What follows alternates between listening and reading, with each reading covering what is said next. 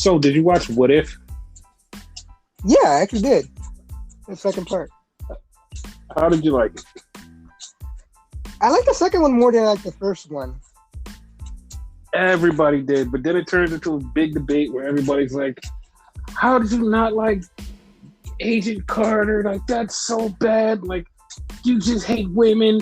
It's like, dude, it's not we hate women. It's the fucking same retelling of Captain America. Captain America was garbage. It's just her as Captain America. It was nothing different. There was no twist. Like, there wasn't nothing cool about it. It's like, it's just her, Captain America. Okay, and like, the fuck? I hated the first Avenger. Like, that was the worst Marvel movie they ever made because it was just boring as shit. You think I'm just gonna sit through another one with her? It's like, okay, good. She's Captain America now, or Captain Carter, whatever you want to call her. It's like, okay, and like, I'm not gonna get hype about it. It's just, it was dry. Fucking dry ass toast. Like, what do you want me to do? I'm just expecting to twist the whole last first one. I'm like, it's exactly. I'm expecting to twist. There was nothing except for the alien monster at the end. It was like, okay, and like it's like, what? It's like there was nothing. Like, there was nothing there. It was so dry. Yeah. The fucking second one was all fucking meat and potatoes. It was like, Jesus Christ! Like, it had everything. It had a reformed Thanos, Nebula with hair. It's like, bro, what the fuck? Like, T'Challa reformed the fucking Guardians. Like, I'll give an example of the first one and whatever, right? Like, had they changed it and made Bucky Captain America, and like, instead, like, from the very beginning, because we all know Bucky eventually became Captain America, right? Had that been it, that still wouldn't do nothing for me. So it has nothing to do with it being a woman, Agent Carter, whatever. It's just the same exact story, just a minor tweak. Exactly. This had so many differences, like Thanos. The whole entire thing, dude. The whole entire thing was different. Everything. He reformed the fucking Ravagers. He reformed the Ravagers. They weren't even evil. They were good guys helping save the fucking universe. He reformed the Ravagers. There was no need for the Guardians of the Galaxy. He reformed the Ravagers. Like, come on, like, dude. Everything about that was like, are you fucking kidding me? Like, you're telling me. And then even at the fucking end, where he finds out that Yondu lied to him, he didn't even get mad at Yondu. Yondu even just was like, dude, you said you wanted something different. And he's like, you know what? I'm not even mad at you. And he went back home with the Ravagers. It's like, come on, like, that wouldn't happen nowhere else. Like, even the fucking post-credit. Even the post-credit part when he was like, oh, Peter Krill meets his dad, and that brings about the end of the world. And it's like, Jesus Christ, like, that is so fucking, it's so sick, like, dude. That fucking episode was just like, okay. Like, all right, this is a real what if. The first one was just like, okay, just what if we change Captain America to Peggy Carter? Oh, okay. Like you could have made you know? Yeah, like, they could have made a whole different story. Like, she could have met a different bad guy. Like everything could have been different, but they was like, no, we're just gonna tell the regular story. And part of me is like, they did that on fucking purpose. It's like they did that on purpose because they're like, all right, we're just gonna give y'all like the blandest things opening, and then like go from there. Yeah. And like, for everybody that's like all SJW'd up and talk about, you hate it because it's women. Like, just open your eyes and actually be fucking normal. Just be fucking normal. Be fucking normal for once and just be like, yeah, it just was a fucking retelling of Captain America. And if anybody comes out and say, well, y'all like Captain America, no one liked Captain America. Everybody went to sleep on that fucking movie. First Avenger was garbage. Clear garbage. Yeah. I don't even rank it in my fucking Marvel movies because it's so bad. It's just so fucking dry. It's nothing. It's like the most nothing happened in this movie. Like, it's that and Black Widow are like the two most nothing happened in this movie. And if you tell me it's because she's a woman, I will smack you. Because it has nothing to do with her being a woman. It is just a fucking dry ass story. The only reason like I'm okay with this Captain America is because like I remember the '80s one. That one was horrible. Him with the bike and shit. This one was worse than that. This one was way worse than the first Avenger was way worse than the fucking '80s movie. Way worse. It's worse. The reason it makes it worse is because you have all of this technology to tell a better story, and you just go, no, we're telling the exact Captain America story. No twists, no turns, horrible garbage. True. Well, true. Damn. I guess it's all garbage. Like, if you, like, honestly, if you fucking love the first Avenger, like, more power to you, but that was the most garbage Marvel movie. And second is Black Widow. Has nothing to do with her being a woman. It's the whole fucking story.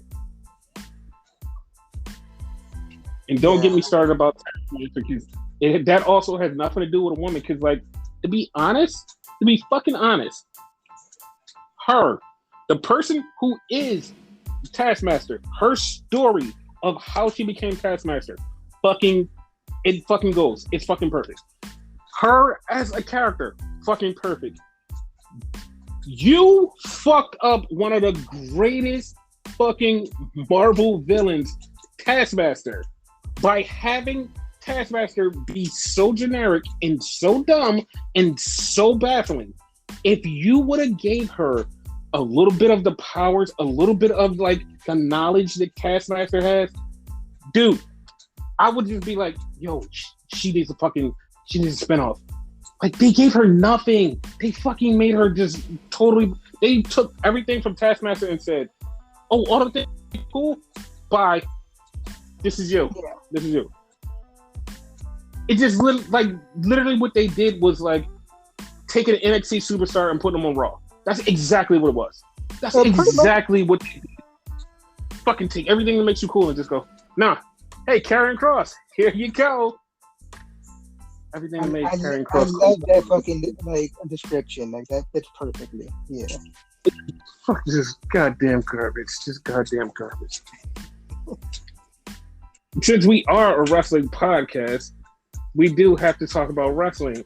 And since we start talking about Raw, Monday Night Raw was the first Avenger, Captain America level garbage. And this is the fucking whatchamacallit on the way to fucking SummerSlam. Like, this is the final show to SummerSlam. Go home. It's like, whatever. I don't even care. I don't even care to get it right because it's just like that bad. No, I don't care either. But you know. Yeah, but like, you know, it sucked. It fucking sucked. It fucking sucked. So yeah, Randy Orton comes out. He's out there and he's talking and he's cutting a promo and he's like, yeah, if you want to know why RKO'd Matt Riddle last week, it's like, we don't care why.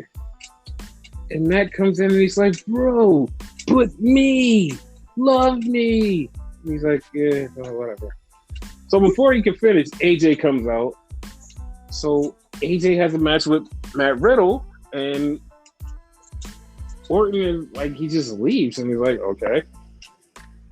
AJ winds up beating Matt Riddle, but that also leads to them getting a tag team title match at the pay-per-view. The funny part about them, fucking Riddle was like, oh, he's gonna be in my corner. Randy looked at him like, bitch, what? I didn't say that. His look. No, the bad part was he gave him a fist bump and then walked away. And it was like, all right, gave him a fist bump and just disappeared. It's like, dude, the fuck? What fucking kind of shit is that? Right. But yeah, they had the match and wound up setting up for their tag team title match. But Randy had a match later on with Omos. I think he did. Was it? Yeah, was that the ending? I don't know. I don't remember. I didn't care. So then they had Rhea Ripley versus Nikki A.S.H. MNSPLLMPRSTQ. Whatever. I So was hoping you would make fun of it. Like, what the fuck? I'm like, you actually got that right. Go ahead. so they had the match, and then Charlotte gets in the match. So Charlotte gets in the match, and they're like, okay. So now they're like, well, later on they're gonna have a tag team match, and Charlotte has to pick her own partner. Okay. All right, that's the thing. Then we have Drew versus Veer, a 2-on-1. If Drew wins, it's a no DQ match, and Veer and Shanky are barred from ringside. If Jinder wins, Drew has to lose the sword, and he can't take it in a match at SummerSlam. It's like, that was the dumbest stipulation. You're gonna pick anything. Oh, he just doesn't have to have his sword. The fuck?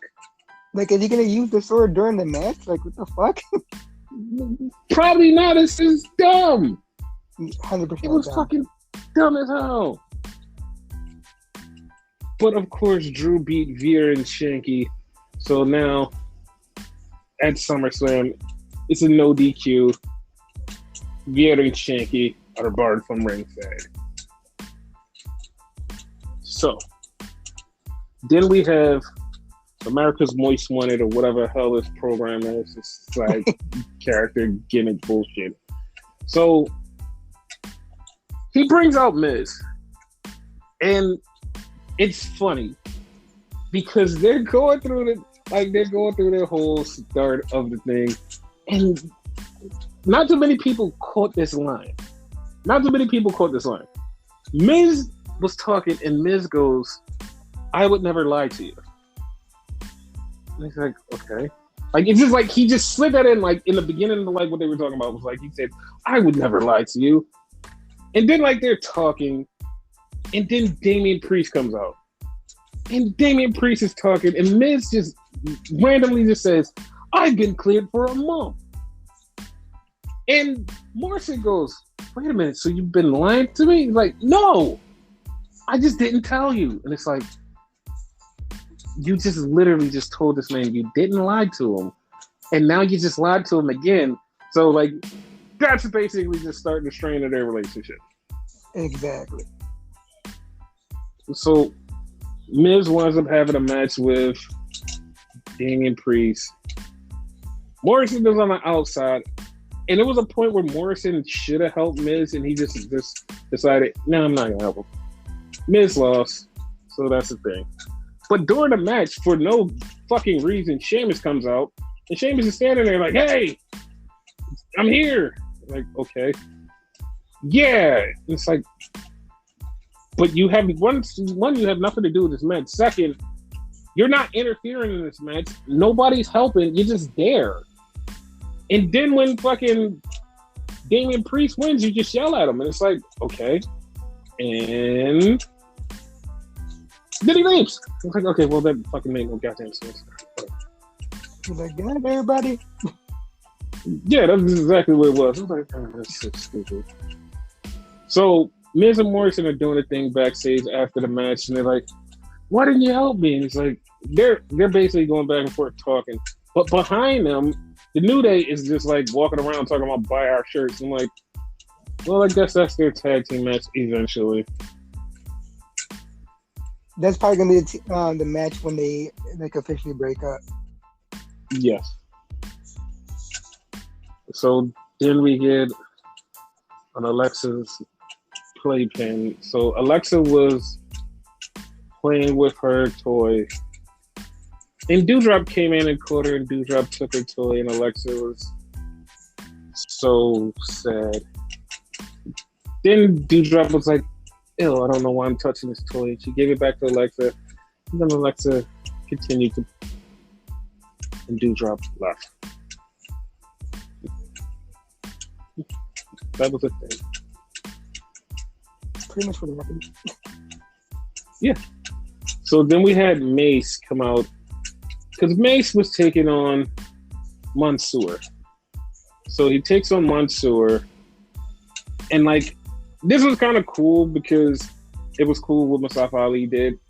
So Mace rolls up Mansoor in the corner, and Mace is on top of him. The ref is distracted by Tabar.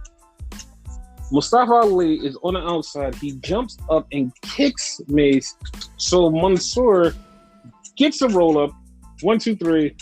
Mansoor wins. So that's the thing. Mansoor don't even know that happened either. It's funny. Yeah, he didn't know until he seen the replay. He was like, "Oh my God, you help me. We're friends." And Mustafa Ali was like, cool? No. Mansoor was cool with it, and Mustafa Ali's like, "Come on, man, we're not friends. I just had to help you because we're tag team partners. We're friends." Like, oh man. So then we had Omos versus Randy Orton. So Randy and him are having this match, and they're getting it on. They're fighting. Then it gets all weird. AJ gets involved. Then here comes Matt Riddle. Matt Riddle kicks him out, and they say, "We're getting a tag team title match. We have to be friends." All right, he hugs him. Everything's cool. They're back to normal. They're in love again. They're in love again. So then we get a Killer Cross, or Karrion Cross, or Keith Cross, whatever his name is, against Jeff Hardy. He just chokes out Jeff Hardy, like in a minute. It's over. It's like, okay, well, apparently he's getting better. So that's the thing. Like, there was no point in even having Jeff win that first one, like, honestly. Not at all. So then we get a backstage with Doudrop and Eva Marie. Eva slaps her twice, and then we find out Eva Marie will be taking on Alexa Bliss at SummerSlam. Who wants that? Who the fuck wants that? Who in their right mind fucking wants that? Somebody probably does. Like, people weird. Okay. So then we get a Reginald promo. And Reginald's in the back. I'm not in the back. He's outside and he's talking. And all of a sudden, R-Truth and Akira Tozawa try to attack him. He does a bunch of... winds up flipping back into his own car and getting out of there. The thing that made this way more hilarious than it should have been was there was 2 people playing Frisbee in the background. And once they saw this commotion, they're like, what the fuck is happening? And they're just like, they have these baffled ass looks on their face like, what the fuck is going on over there? It's just so fucking random.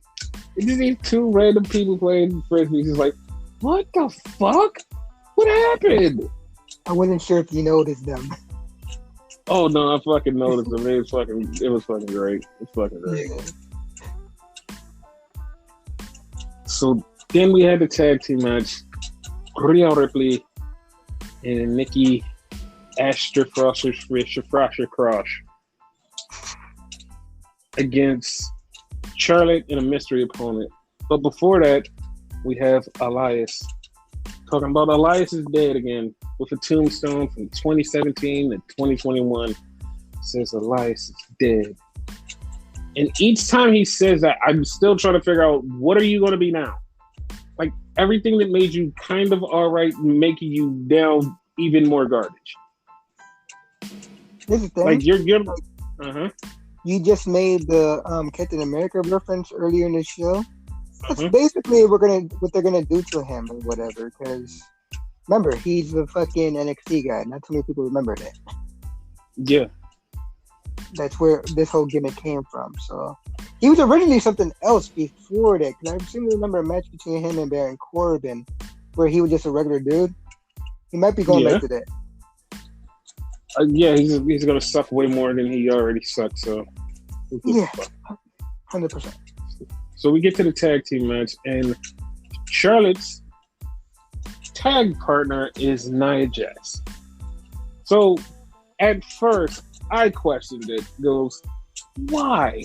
Why would it be her? Then I remembered there's literally a red thread of her in this whole entire thing. Which, if you don't know, you should. Because last week, Nia fought Rhea. They had a match. Rhea busted her open. Okay, you're like, all right, well, that's the thing. Well, when Nikki was turning into Nikki Cross or Ashcroft or whatever the hell she is now, her first loss was to Nia Jax. So it's like, oh, okay. So all of these pieces do fit with Nia being the person in the ring. Huh. Okay. Like none of like a lot of people totally just like dismiss this because, you know, well, everybody hates WWE and of course they hate Raw. So, you know, wrestling fans and logic and context, which is really key in a lot of fucking things where people should be paying the fucking attention, but context, fuck context, throw that right out the fucking window. So all of these doors that you're supposed to be unlocking with keys of context, well, you're not unlocking them because you don't get context. You just want to see your own fucking narrative. Back to the fucking thing. Nia was doing a lot. Like it was gonna go another route, like with this, which it'd probably go there anyway. Like fueling the like fire between her and Shayna, because Shayna was watching in the back too. No, that it probably is. But Nia was doing a lot of shaking and shimmering, a little way more than she usually does. So it was like, oh, okay, well, that's new. That's a thing. Yeah. So then we had the main event with Goldberg, and Goldberg's talking about why he's back. And he said, I wanted to do this for my son because my son is old enough to watch me now. I'm like, dude, your son was old enough to watch you before. And his son's in the front row with all of his like soccer or hockey or football. I don't know what sport he plays. Buddies. Like there's a bunch of his buddies, and they're in the fucking front row. And like his dad is talking, and then of course Lashley comes out an MVP. Goldberg puts him on his ass, and Goldberg redeemed himself. He redeemed himself from years ago when he tried to hop the guardrail and failed. This motherfucker cleared the guardrail. Not just a little bit, like completely cleared the guardrail when he jumped over. It's like he didn't even think about it. He was over. It was like, oh, okay. Well, that's the thing. That is a fucking thing. He actually practiced that shit. I don't think he did. That's the crazy part. I don't think he did. Wow. I think he just did it just because he's fucking athletic as shit. It's like, fuck this. I could do it. So yeah, that was Monday Night Raw that actually fucking sucked. Yep. Sucks more the fact that like it's a go home show and like it's supposed to be for like one of the big pay-per-views. Yeah, hell yeah. It completely sucks. It's like, yeah, whatever. Yeah. So, this weekend, well, not this weekend, last weekend. Last weekend, we had a lot of shows. And we're going to get into one of them, which was the New Japan show. From, I forgot what the fuck they were. They were somewhere in California. I don't know exactly. Somewhere in California. But yeah, it was a good show. It was a resurgent show. And it was like, okay, going into this, it was like, all right, people who watch New Japan Strong was like, all right, we're kind of excited because it's New Japan and they're back and it's you know, it's whatever. It's like, they're back. And I've said this before because I really got pissed off on the podcast. Like, there's no love being shown in New Japan. Well, that all turned around on fucking Saturday. It turned around fucking it just all turned around. Because it was like the couple of matches in the beginning, it was like, whatever, like there was like, if you watch Strong, you get them and you're like, all right, you're into them. But it was a thing. At the end of one of the matches, Yu Uemura, who is a young boy, he was over in Japan. He had his last young boy match in the beginning of August. So he's here. He's part of Resurgence. So after the match, he says in his best English, "Hi, I'm Yu Uemura. I'm here in America, and I'm part of New Japan." and he just says, "I want to be New Japan Strong." So he says that, and it's like, okay, yeah, like, all right, you're gonna be wrestling on Strong, but then Shibata comes out, and it's like, train you. So now he's getting trained in the LA dojo. So it's like, and Shibata gave him a shirt, was like, no, LA dojo now. I'm training you. So that's a big come up for you Uemura. So it's like, okay, well, it's like, okay, that's something. I'm like, all right, that's a little bit. So then we had Moose versus Ishii. Like, just throwing this out there. There's nobody in the world that's like Ishii. No one in this whole entire planet like Ishii. No one. There's no one. No one in this planet is like Ishii. So just saying that, just like, no one's like him. Ishii versus Moose, fucking classic. It was a fucking classic. It was an amazing match. Ishii got the win, but it was a fucking amazing match. It was a match to the point where this motherfucking 5'4" lunchbox fucking, I don't even know how to describe him. Just lunchbox refrigerator motherfucker against 6'5". You could not tell that this little short motherfucker was not Moose's size. It was so good. So good. Like, I'm putting it in one of my matches of the year. It was that good. Awesome. But Ishii got the win on Moose. That was the thing. Then we got the tag team match when Moxley and Mystery Partner versus the Good Brothers. So Moxley mystery partner was Yuji Nagata. And it's like, okay, it's just Yuji. It's like, he's old man, Blue Justice. And it's like, okay, well, you could have picked somebody else. I'm like, all right, well, that's going to be something. Well, of course they lost because Yuji got the pin and Moxley didn't get the pin. The Good Brothers start when the mic goes out. They fix the mic. They're talking about how good they are. Well, you dropped the O and you got God because GOD showed up. And they was like, all that shit you've been talking, we right here. And Carl Anderson and Luke Gallows just turned to some big bitches and just disappeared. But, hey, he called them out. He said, what's up? He's like, you know what, fam? We just gonna chill out for a second. So that happened. Then all of a sudden, like I said, everything changed because like they started talking about, oh, we're gonna have all these matches, like these shows coming up later on this year in America. We're gonna say bring these people from Japan. It's like, okay, cool. All of a sudden, Will Ospreay shows up, and it's like, why is William here? Wait, why is William here? Like, he's supposed to be in Japan. Like, I mean, not even Japan. He's supposed to be in UK yelling his neck. What is he doing? Why is he here? Well, Ospreay comes and says, well, I'm back. I'm like, okay, yeah, you're back. Like, no, my neck is healed. Okay, yeah, you're going back to Japan.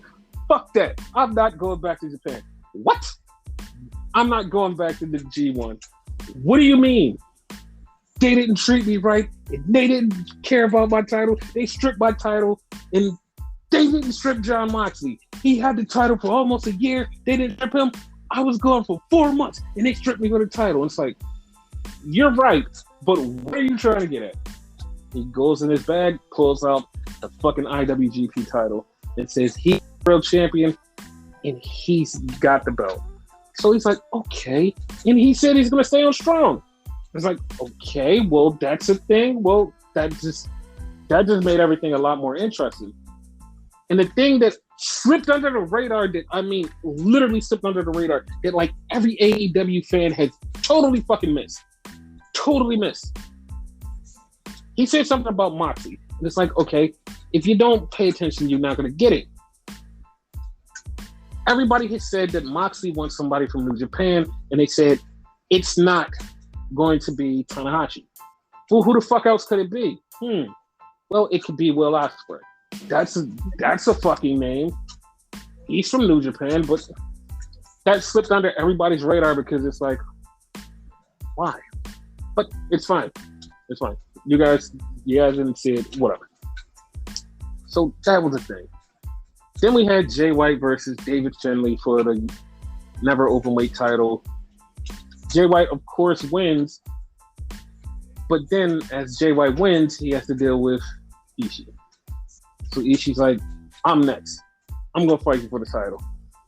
All right, cool. I want to see that match again. But then Jay White starts running down how much better he is to everybody. And he basically says he's better than anybody, and nobody wants to face him. And he says all of these things, and he's talking about all of these companies that he can go in, and AEW was one. And that led me to something that he said. Because he just goes, hi, Chicago, I'm here. It's like, all right.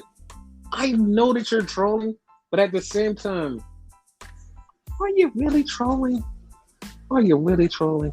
But we'll get to that later. But nowadays, you can't tell when someone's trolling or not.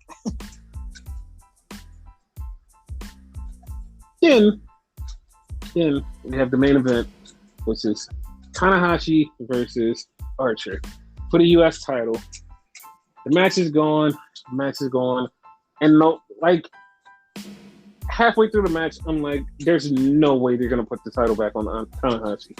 There's no way. Tanahashi fucking wins it. Like, god damn it. So Tanahashi is now the second Grand Slam winner. And Tanahashi's like, okay. Archer grabs the mic, is like, he cuts this really wholesome, sweet promo about Tanahashi, how much he respects him and how much he loves him. And he's like, I want you to come to AEW, and I want you to fight me in AEW. And Tanahashi's like, oh, okay. He's like, I guess. So it was like, okay. And that was the end of the show, but the show was so hot with like all of these unexpected things, and like it felt like a regular New Japan show in America. And it's just like gave like this spark of like, this feels like a refresher. Like this feels like this is something good. I mean, you can't say that about Japan because like the fucking world champion and Bushi has a fucking goddamn COVID. They have COVID. Shingo Takagi and Bushi have fucking COVID, and they're gonna be out. They're gonna be out. I don't know how long. They have the vaccine, so it's not that bad. I don't know how long they're gonna be out. So once again, COVID is fucking Japan, just fucking royally. Don't know. So that was New Japan Resurgence. So NXT UK. NXT UK was actually, once again, it was good because it was 2 title matches, pretty much badassness throughout it. Because Stevie Turner fought Miko Satomura, and Stevie Turner, she held her own against Miko Satomura. She lost, but she held her own, and it wasn't just like a smooth walk in the park for Miko Satomura. It was a straight up match. I'm glad like they're giving Stevie Turner some TV time and making her a staple in the women's division. Loved it. So then we had backstage promo for Jenny and Eva Valkyrie for their match, which is a no DQ match with Joseph Connors being locked up in the fucking birdcage. Then we had the fucking main event. We also had a what is her name? Isla Dawn match against Danny Luna. Danny Luna beat her, but Isla Dawn took her hair, and you know Isla Dawn's a witch, so that's not gonna be good at all. In no way, shape, or form. That's definitely a comeback. Yeah. So then we get to the main event. I love the way this main event fucking ended. It was Mustache Mountain versus Pretty Deadly. This ending was so good. It was so good because it was so unexpected and it was so sick. And it's like, anybody do shit like this anymore and make it, like, just make it this way. So they're wrestling, and Tyler Bate is in the ring. The brunette from Pretty Deadly has him in a submission move. Trent Seven is barely standing up. He's barely standing up on the outside, on the floor. He's barely standing up on the floor. So behind him, the blonde from Pretty Deadly grabs the Mustache Mountain towel, throws it, and lays on the floor. The ref looks up like, wait, you just threw the towel? I'm going to ring the bell. The ref's like, I'm ringing the bell. The apron is like, dude, what are you doing? I didn't throw the towel. And he's pulling, like, he's having a tug of war with the towel. So as he's doing that, the brunette lets go of Tyler Bates. So Tyler Bates against the rope. While he's against the rope, the blonde takes the title, smashes it in Tyler Bates' hand, knocks him clean the fuck out. They do spilled milk. 1, 2, 3. They retain the tag titles. It's like, dude, like, that is so good. That's so good. It wasn't overstimulated. It literally had a way to distract the referee and like throw everybody into like disarray while they get a fucking weapon. It's like, dude, it's fucking perfect. It's fucking perfect. It was laid out so perfect. I loved it. It fucking made so good sense. Bringing towels to the fucking ring. Yes, it was so good. Like, it just was so good. I loved it. It made me smile because it was like, I honestly did not see that coming. I was like, that was actually really good. Loved it. So yeah, NXT regular version. It started out with a match. Now, I have to like criticize people because of this, like strictly because of this. So it's this rule, this unwritten rule to like wrestling. It's this total unwritten rule. If they change something, they have to give you something better. If they change a match, you have to get something better. 9 times out of 10, you usually don't. Sometimes you do get something better, depending on where you're at. And this is NXT. Kushida was not able to compete because he was supposed to defend his title against Roderick Strong. Well, they replaced him with Ilya Dragunov. So this match was fucking amazing. People were actually complaining because they're like, well, this match was good, but it didn't make sense. And it's like, okay, first off, you always complain when you don't get a replacement that's better than the original, but you finally got something that's better than the original, and you're just going to tell me that you're mad because this didn't make any sense? They go, well, because Roderick Strong lost and he should be going for the Cruiserweight title, but you can't have him beat Dragunov because Dragunov's going for the UK title. I'm like, it makes perfect sense. Roderick Strong loses, he's still going for the Cruiserweight title, but now Kushida has this upper hand in Roderick Strong's mental that Roderick Strong is like, oh my God, I fucking lost. Like, I have to beat Kushida, and he's going to go harder to beat Kushida. Kushida's just going to be like, you lost to Dragunov. And that's just going to spark something in him to beat the living shit out of Kushida and take the title. But, I mean, some people don't see it like that and just, like, work out an actual story, but whatever. Because Roderick is taking that title regardless. Yes, he's fucking taking that title. That title is fucking gone. It is just fucking gone. It's not staying. There's no way it's fucking staying. But yeah, that match was just fucking awesome, dude. Like, and somehow, I don't know how, I can't even tell how, but fucking Ilya Dragunov got busted wide open and nobody knows how. It's like, what happened? Like, nobody can tell you. Yeah, it was so bad. It was like, what the fuck? They did an Adam Cole. Like, I even asked you at one point, I'm like, that is no? Like, dude, I don't know. Like, what the fuck? Yeah.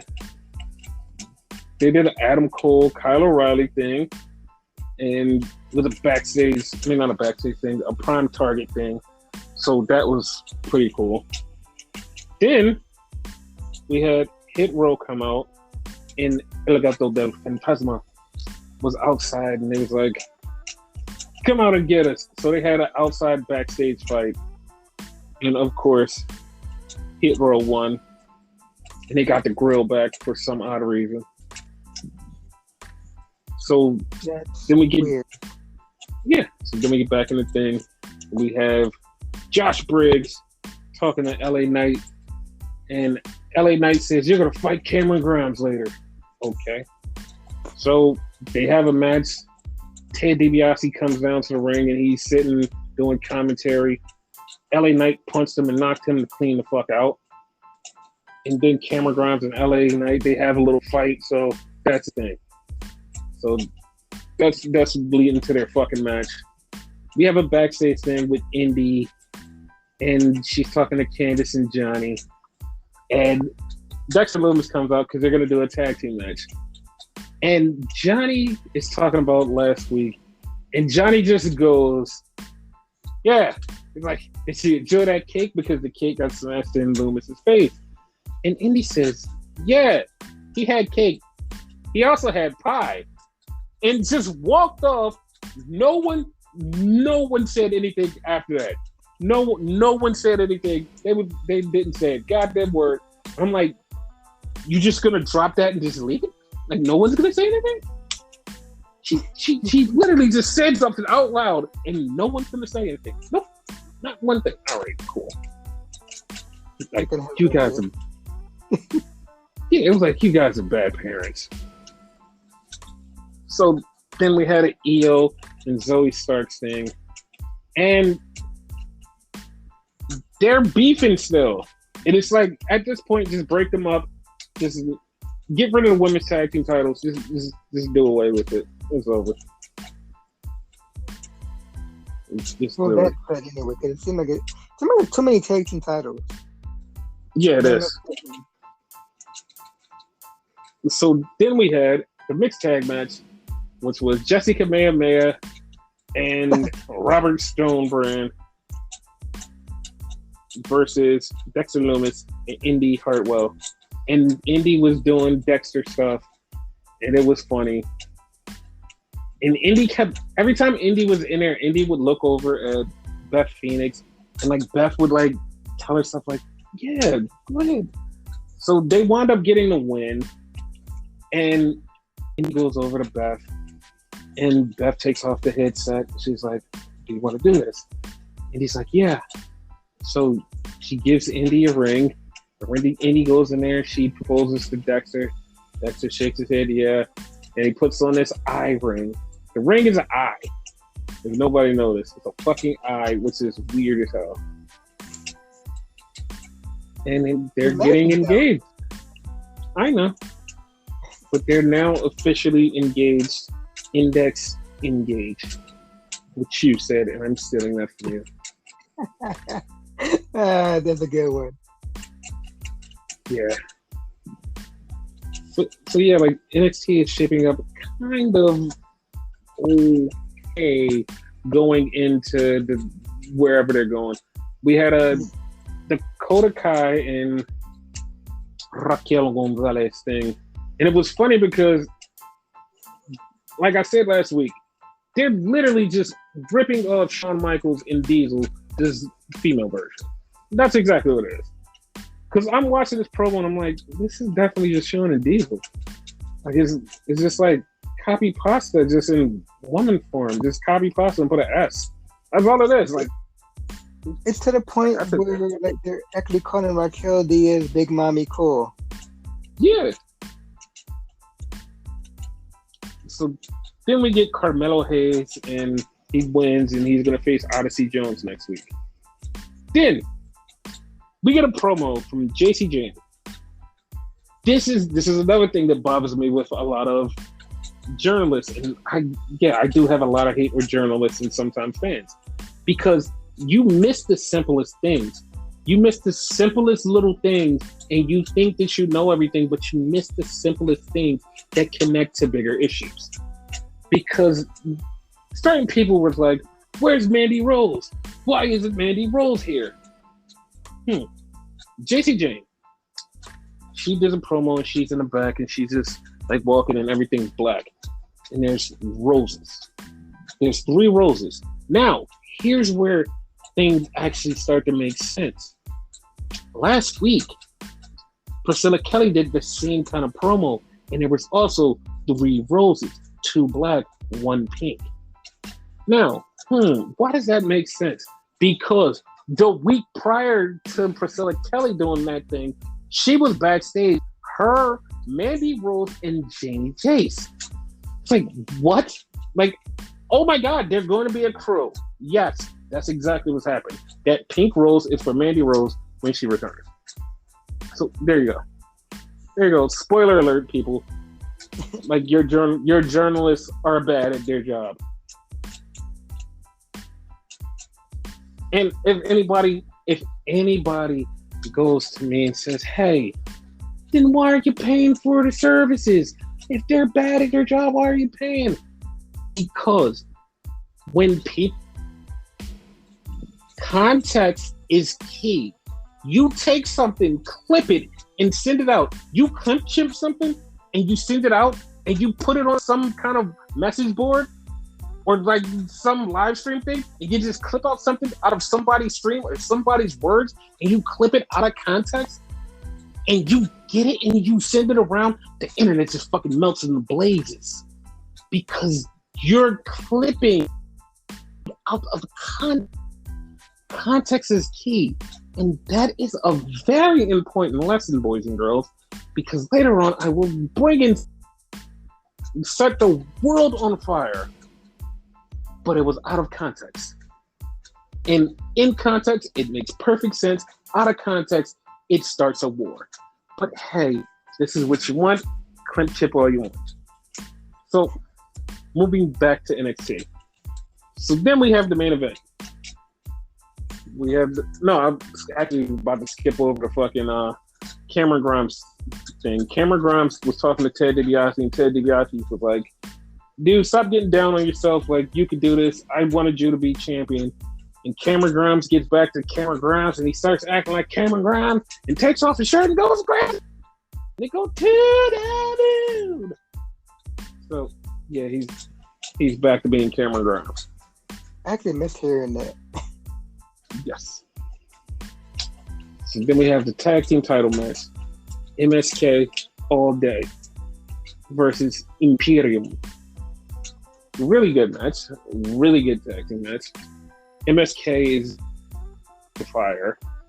I just wish they had more tag teams to fight. Would be better. So the match is fucking awesome. And then like at the end, Walter comes out. Walter starts killing people. Dragunov comes out to try to kill him. Dragunov's getting murdered. And Imperium just stands there all just after they just killed everybody. So everybody's dead. And Imperium standing tall. But MSK is still tag team champions. So that's the thing. And then we have Ridge Holland and Pete Dunne. And Ridge Holland's talking about fighting Timothy Thatcher. And that's the thing. Then we have Samoa Joe and Karrion Kross. They get in an argument. They start fighting all around the fucking performance center and start breaking shit. And it's like, oh my God, they're breaking it because, after next week, it's going to be a whole new NXT. But then you're like, that's right, they have a pay-per-view on Sunday. Oh, fuck. Then why did they break everything? I don't know. It doesn't make any sense, but apparently it was done to break stuff because new stuff is coming. Don't really want to see it. Well, if they broke it during the pay-per-view, it would make more sense. Not that I want it either, but it would make more sense during a pay-per-view. Yeah, but that's the funny part because everybody, including mine went to, fuck, they're breaking it. Because they're going to get a new set. Then when you realize it and everything hits you, is like, there's a pay-per-view on Sunday, so there's no reason to do this. Mm-hmm. Okay. That's a thing. So yeah. That was NXT. So Dynamite. Bang. No. Boom. Yes. So Dynamite starts. What? Okay. This is so random. This is so random. It starts with Eddie Kingston and Moxley. They're going to the ring. No one has said why they were going to the ring because there was no opponents in the ring. They had no match scheduled. I'm not sure what the fuck was happening. Do you know why? No idea. Like that was my question for you that day. Yeah, like there was no reasoning. And as they're going to the ring, they go through the crowd. They got beat up by 2.0 and Daniel Garcia. And also, congratulations to 2.0 because they're 2 signed to AEW. I think this is the quickest anybody has signed somebody to fucking AEW. And I know you're like, dude, do you know how many wrestlers that have been wrestling there that haven't been signed and then get eventually? Yeah, these are not two of them. Yes, exactly. Exactly. So yeah, so like fucking Thunder Rosa. Thunder Rosa is another one. So yeah, like that's a thing. So yeah, they got signed very quick. So after they beat up Moxie and Kingston, Sting and Darby come out because they're having their match with Sting and Darby. Fucking alright match. Like one spot in the match where like everybody popped was when Sting got powerbombed through a table and he immediately jumped and then fucking Scorpion Death dropped both of fucking 2.0. And everybody was like, oh my god, Sting's back! Sting's awesome and Sting's back! And then Sting did a Natty Neidhart and stacked two people on top of each other and put them in the Scorpion Deathlock. So that was a thing. Yeah. And also shout out to the two dudes in Houston that were definitely El Gringos Locos fans because you cosplayed as El Gringo Locos. And for people who don't know who El Gringos Locos are, you're not wrestling fans. Screw you. It's like any wrestling fan, like I say that, like their ears immediately perk up, like, really? El Gringos Locos? If you don't know who they are, look them up, and you'll be sad that you had no idea that this part of this person's history existed.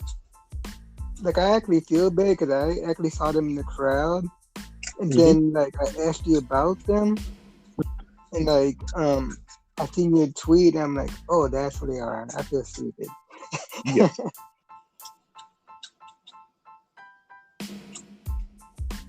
But then we have Sammy Guevara, which they had built up for weeks. His big announcement was he's proposing to his girlfriend, Pam. Well, she said yes. So that's the thing. I want one day for a wrestler to propose, like, big like that, right? Because somebody recently did that, like, in an indie show, too. I want to say it's the Brody Lee looking motherfucker that's with the faction. Yes. But I want somebody to do that, and the person says no. I mean, on national television. Yeah, like it'll be a work thing, but yeah, like I want it to happen and for them to mean it though. Oh no, yeah. I was gonna say something about the proposal, but like I'll keep that to myself because like that was bad because I was gonna make a joke. I was gonna make a fucked up joke and like it was gonna be bad. but I'm gonna leave it out. Now everybody's like, now I want to know the joke. But it would be offensive to some people. But you know what? Fuck it. I'll say the joke. I was gonna say, now finally he can move out of his mom's house. Wow, I think he actually does live in his mom's house. Actually, he does. Now he can finally move out, unless his mom says, "Hey, you could just she could live here. They just be like, okay, this is weird. This is weird. That's weird. But I mean, yeah, like some Hispanics actually do that though, like real shit. okay. I know a lot of them that are very close with their mom, and they have moved out. They have moved out. They have literally moved block or two away from their mom, but they have moved out, and they have whole wives and kids. Some of them even have their own fucking other second family somewhere close, but they have moved out of their mom's house. Once they get a certain vibe, they're like, I'm moving out. Listen, you guys can just stay over there. I'll come visit you every day, but I need my own space. I need to go sex and do stuff, But yeah. No, I 100% agree. Like, I never understood it myself, but I've seen it, and it does happen. So. Yeah. But no, I do know people are close with their moms. Like, that is a thing. People are close with their moms. But I mean, this was just a certain case, and we see it on the vlog, so we. So then Sammy gets attacked by Sean Spears. They have the match. One point in the match, he gets fucking covered by fucking Tully Blanchard and Sean Spears. Why? While the fucking referee wasn't paying attention, they do a fucking spot through a table. They do a spot through the fucking guardrail. They did a lot of crazy shit. Also, can I? Okay. Was this a no DQ match? I think not, because I think that was a thing where it happened before the match. Like all this happened before the match, like before they. No, it didn't. The stuff where he got fucking stuff piled over, that was during the match. The fucking stuff through the fucking guardrail, that was during the match. That stuff was during the match. Yeah. Here's the thing though, wasn't there like a spot where like they were about to do it again and she kicked Tully Blanchard out? Yes, that's because she caught him that time. Oh, okay. Yeah, and it's like, dude, like all of this shit has been happening and you haven't been paying attention, but okay. So I'm not sure then, like, because it should have been no DQ. So like, why did you kick him out though? Mm-hmm. Yeah. So then we had a backstage thing with Christian and Don Callis, and Don is talking, and Christian calls him a carny piece of shit as he always does, and it's like, all right, whatever. Like he is, but like, stop calling him that. It's getting weird. It's like the second time he called him that, right? Yep. And he just keeps, and Don is trying to wear Christian down about like the match. He's like, you're gonna lose it all out. It's like, yeah, but I beat him and I got 2 titles. It's like, but that doesn't mean anything. So speaking of the 2 titles, I was just about to bring that up. Yeah, so AAA, Triple Mania. Let's talk about that for a second. But before you get into that, right, about Christian's 2 titles, I'm currently watching Impact, and he retired the TNA title. No. He only had the 1. Yes. He also loses to Brian Myers. I mean, he also beats Brian Myers. I almost said loses. I'm sorry. Oh, he shit. beats Brian Myers. Yeah. So that's the thing. So one thing that fucking like, this was actually really fucking hilarious, and especially if you like know some stuff behind the scenes in AAA. So the beginning of AAA, like they have this big ass battle royal with all these people, and Lizard Dude wins. Lizard Dude wins. He's out there, and then all of a sudden the Demetas come out, and so if you don't know who the Demetas are, they were from CMLL, and they just was like, we quit. They literally said it during the week. Like, I swear, like 2 days before, the Demetas was like, yo, we're done with CMLL. And everybody's like, oh shit, what the fuck? Like, you're like the hottest group in CMLL. What the fuck is happening? Like, what happened? And like, they just literally quit. fucking Triple Mania. They show right up on the fucking pay-per-view and beat the shit. They just beat the shit out of like everybody that was still around. And then the Ungovernables come and they're just in the ring and they just like, fuck it, we're gonna help you. I'm like, wait, why are you helping them? And then they just had it like they just gave them the shirts and they're like, you're part of the team now. It's like, how? Like they just got there. And it just made that faction even stronger. It's like, what the fuck? Like it got to the point.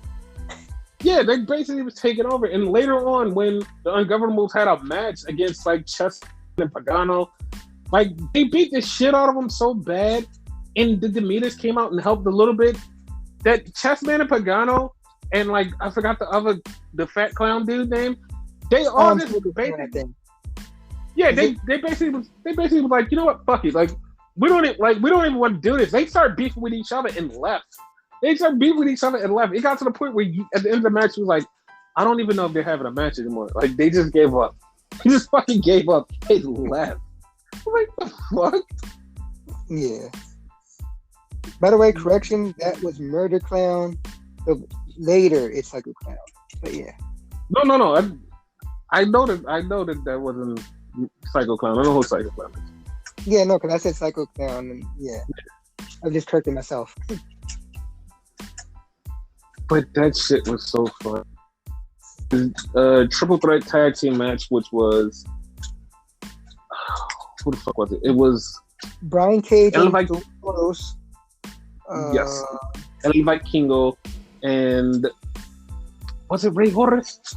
It was Rey Horus. I want to say it was Laredo Kid. Okay, Laredo Kid against Penta and Phoenix, and of course Penta and Phoenix won.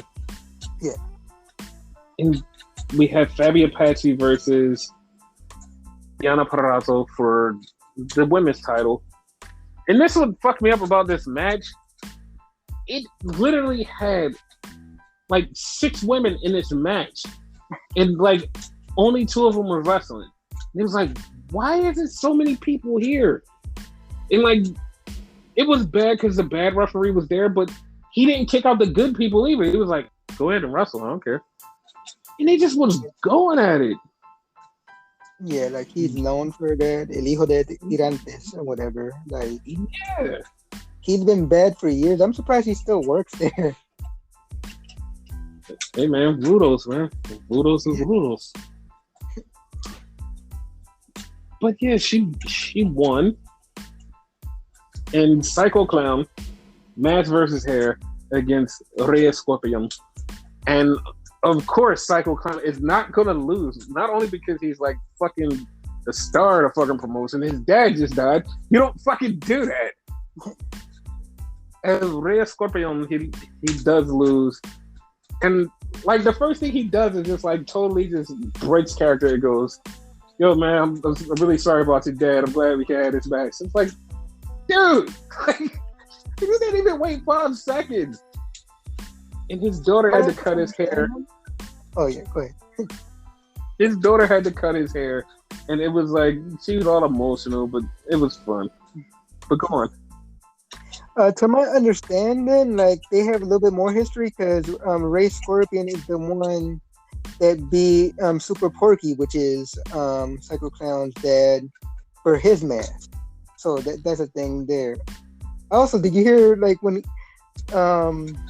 he was cutting his hair, nothing will fucking work. So like, see, I'm such a man. Like they can't even cut my hair. Fuck that shit. Yeah, buddy.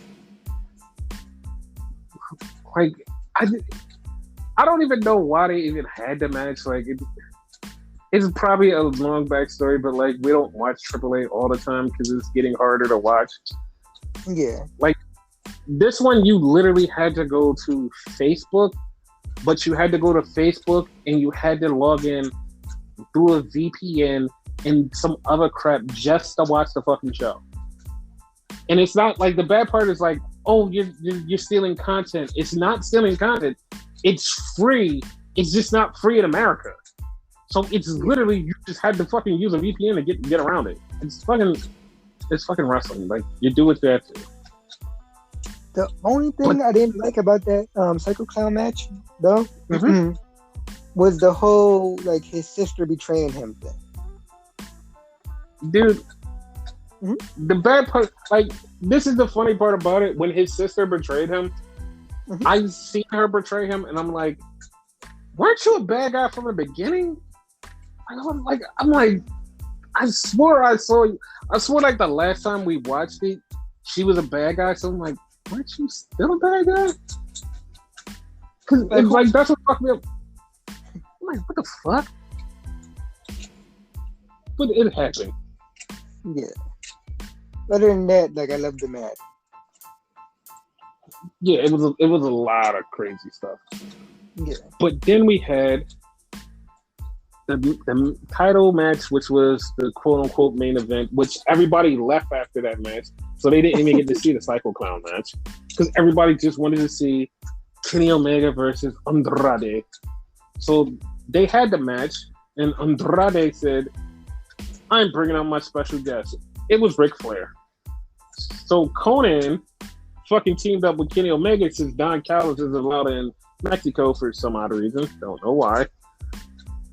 So they had the match, and this match is not only because of the finish, but it was very divisive with a lot of fans. Because a lot of people was like, I thought Andrade was better, and he's not good even in Mexico. I'm like, well, it was an okay match. I'm not saying it was great or good. It was okay, but a lot of people was like, yeah, Andrade is not really good. Some people was like, oh my god, this was so great. This was like the greatest like Andrade match I've ever seen. And like everybody else was like, yeah, he's not good. So I bring it to you. What are your thoughts on Andrade? Pure transparency, I never seen any of his like Sombra matches, so I don't know how good he was. But I could only judge from WWE on, right? He was better than WWE. Like, but this match, it was better than his debut in Impact, which is only one match, so you can't really judge that. Did you just say Impact? I mean, I keep saying Impact when I finally talk about AEW. Excuse me, AEW when he fought against Matt Sydal. Yes. Yeah. So okay, like you said, full transparency. Okay, I can separate the two because I feel like they're two totally different people. La Sombra is a fucking completely different person than Andrade. Like, La Sombra is a whole entire different person. Like, his matches were so good. Like, even when he was in, like, the Best of the Super Juniors, like, when he wrestled against Nakamura, when he was teaming up with, like, Naito, it was like, he was a fucking great, like, he was a whole great person. That's why when he got signed to WWE, he was like, oh my god, oh my god, oh my god, oh my god, like, he's here. When he was in NXT, he did show, like, really good signs of, like, La Sombra. It was like, he's still good. And then all of a sudden, it was just like, when he went to main roster, it was just like, and, like, he can't turn it back on now. Like, that power that he had when he was La Sombra is gone. It's, like, completely gone. Like, every fucking cool thing he did is gone.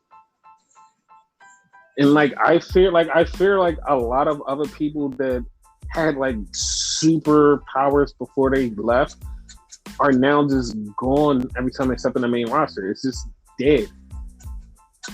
They get stuck on that main roster, the D mode and whatever, and can't get out. Yeah. And that's sad because, like, everybody was rooting for him and he can't change. But he had a match with Kenny and he lost. Now, this story has changed 3 times. And to me, every time it changes, it always sticks with this really crazy narrative because I feel like somewhere, somehow, somebody has lost the context of this whole entire, like, story. The story is, one part of the story, AEW didn't want Kenny to lose because he lost the night before to Christian Cage. So they didn't want him to lose the title and have 2 losses back to back. So they was like, okay, AEW's controlling how another person has their title. Then it came out was like, no, Triple A said they didn't want Andrade to win the title there because they didn't know what to do. And like, what do you mean? Then it was another story that came out was like, no, Triple H did want Andrade to win the title, but they said it'd be okay for him to win it at a later date. Like, okay. Then it was like one that Kenny wanted to fight like Vikingo, and it's like, okay, like it's too many stories coming out about. But the first one that came out was AEW vetoed the title change that Triple A wanted, and they was like, no, Kenny's not going to lose two times in a row. And everybody was upset, and then it seems like after that they were like, oh no, we're going to change the narrative and like make sure that AEW looks shiny. And it's like, I don't understand that. Like, this is me being like fucking just straight up saying how I feel. If AEW did say, hey, we don't want you to drop the title because Kenny just dropped the title last night and we want him to keep his title, keep him looking strong. Okay, no problem. I don't have a problem with that. If we have a long story where we can tell something and I'm like, I get the benefit of this, I'm fine. I don't have a problem with that. I don't have a problem with that, even though it seems like a shitty thing to do, which it kind of is.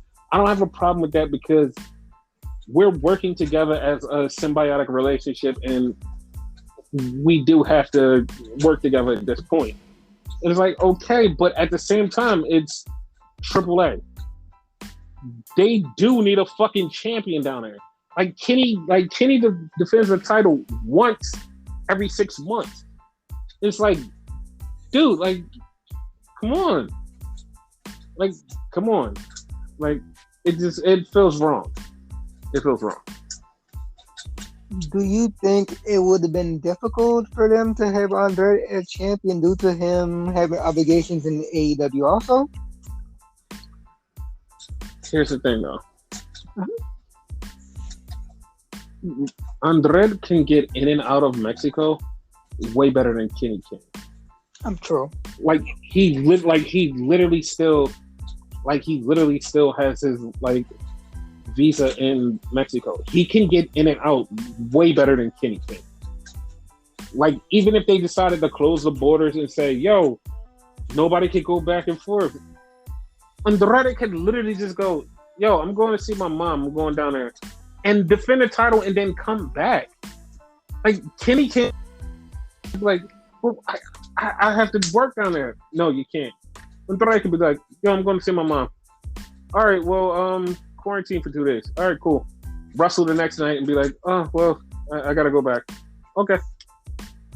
He can do that because he literally lives down there. It's like, it's just whatever. I don't know. No. But Ric Flair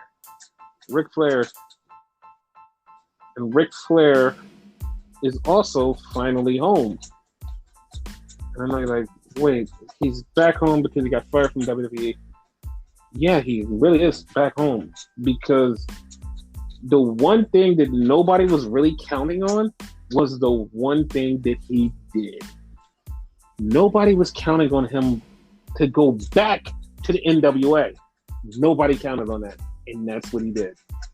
So, Ric Flair's back in the NWA. I kind of figured that would happen, to be honest. Yeah. But yeah, back to AEW. So Dan Lambert came out with 2 UFC fighters. I don't remember exactly who it was. And he was talking shit about AEW, saying a lot of stuff that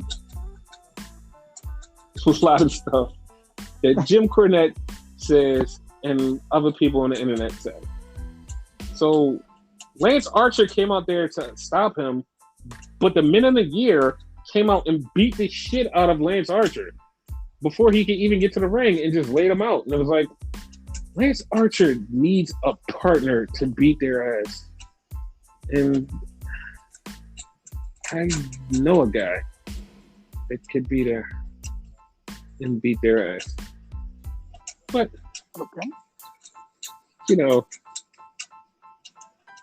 the last time Archer wrestled in AEW, he did kind of foreshadow that thing. But if you want to pay, like, if you want to pay attention to the podcast, you totally missed out on it, on the foreshadowing. You totally missed out on the foreshadowing. But yeah, as soon as you brought that up, I know who you're talking about. Yeah, that same person is going to be working in the U.S. for a while, because like literally every time I open social media for like the last 24 hours, his name has just popped up in different indie spots, and it's like, dude, why are you wrestling? You here? It's like, yo, he's gonna be here. He's gonna be here. He's gonna be here. He's gonna be here. It's like, oh, you're definitely showing up there. You're definitely gonna be a partner. That's definitely a thing. That's happening. So then we had the tag team match, which was the Lucha Dragon Express, whatever, Jungle Boy and Luchasaurus. That's what it is. Jungle Boy and Luchasaurus versus the Young Buckinos. And tag team title match for the tag team titles. And the match was, everybody raved about it online, and the Young Bucks won. So that's the thing. Well, Kenny, the Cookie Monster, showed up, and it was a bunch of people showed up. It was a bunch of distraction, a bunch of bullshit, but, you know, the Young Bucks won. So, yeah, the Young Bucks won. So that's the thing.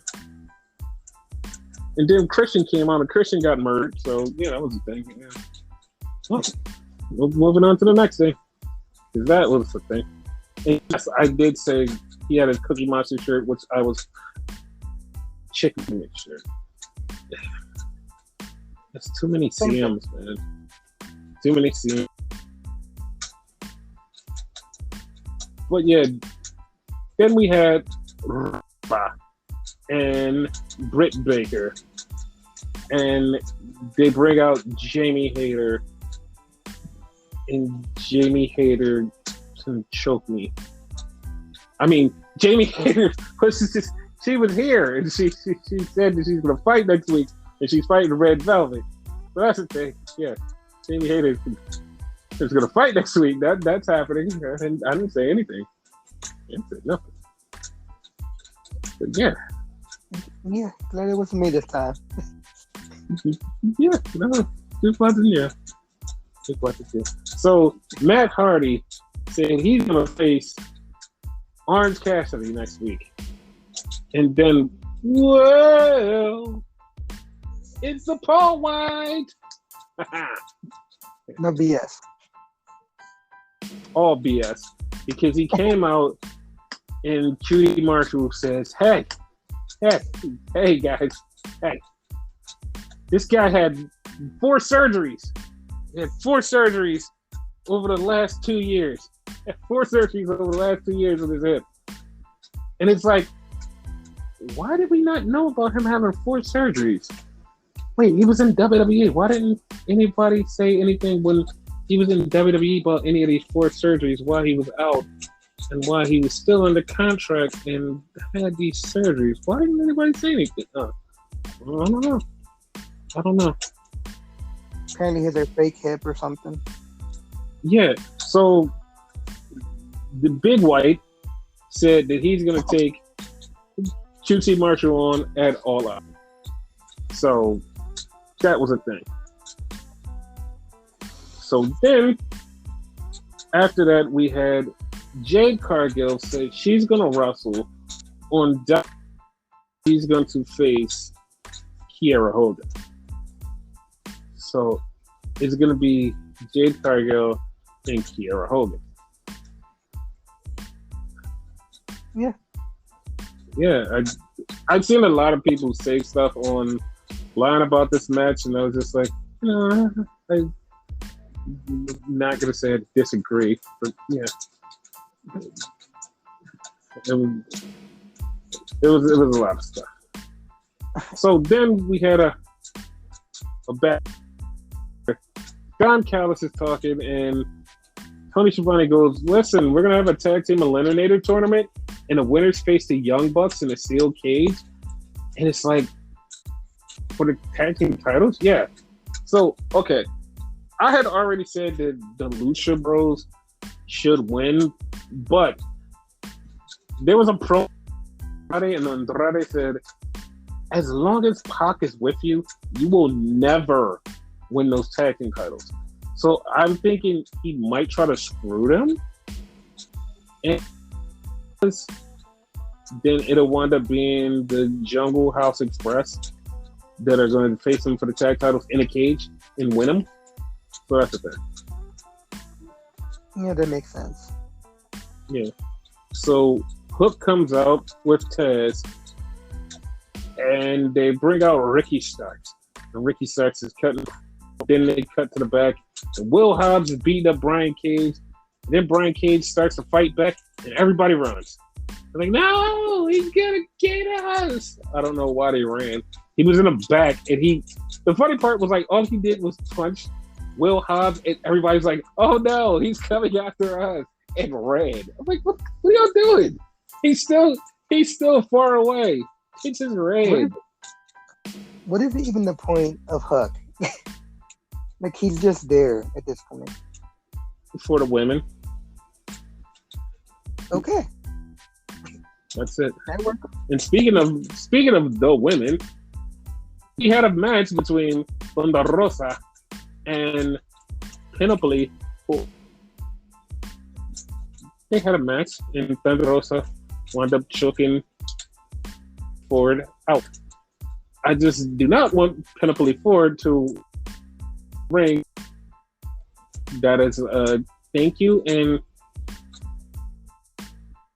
for me, don't wear it because I'm literally watching it going, are you wrestling or are you just gonna ballet? What is happening? Like, I don't think you should wear that. And then she had these big boots, and it's like, dude, you're gonna kiss my face. Don't wear that. Don't wear that. Like, someone made the joke, like she lost her gear or something like that. Yeah, that's what I feel like happened.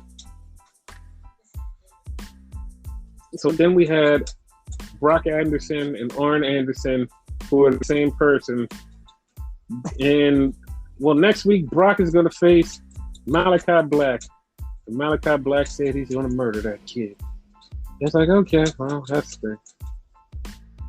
So then we have Miro, and Miro's talking shit, and he's like, I fucked God and I fucked my wife. I love sex. And then he just said he's going to face Eddie Kingston for the title. So that's the thing. He cut a heel promo talking about, I've been here since the beginning, and now all you bitches want to get some recognition over something I built. I've been here for the beginning, and you think you can just walk in and make a name for yourself? That's how you did? That's how you think this is? You think that's how it works? That's not how this works. I'm like, okay. So apparently he's a bad guy.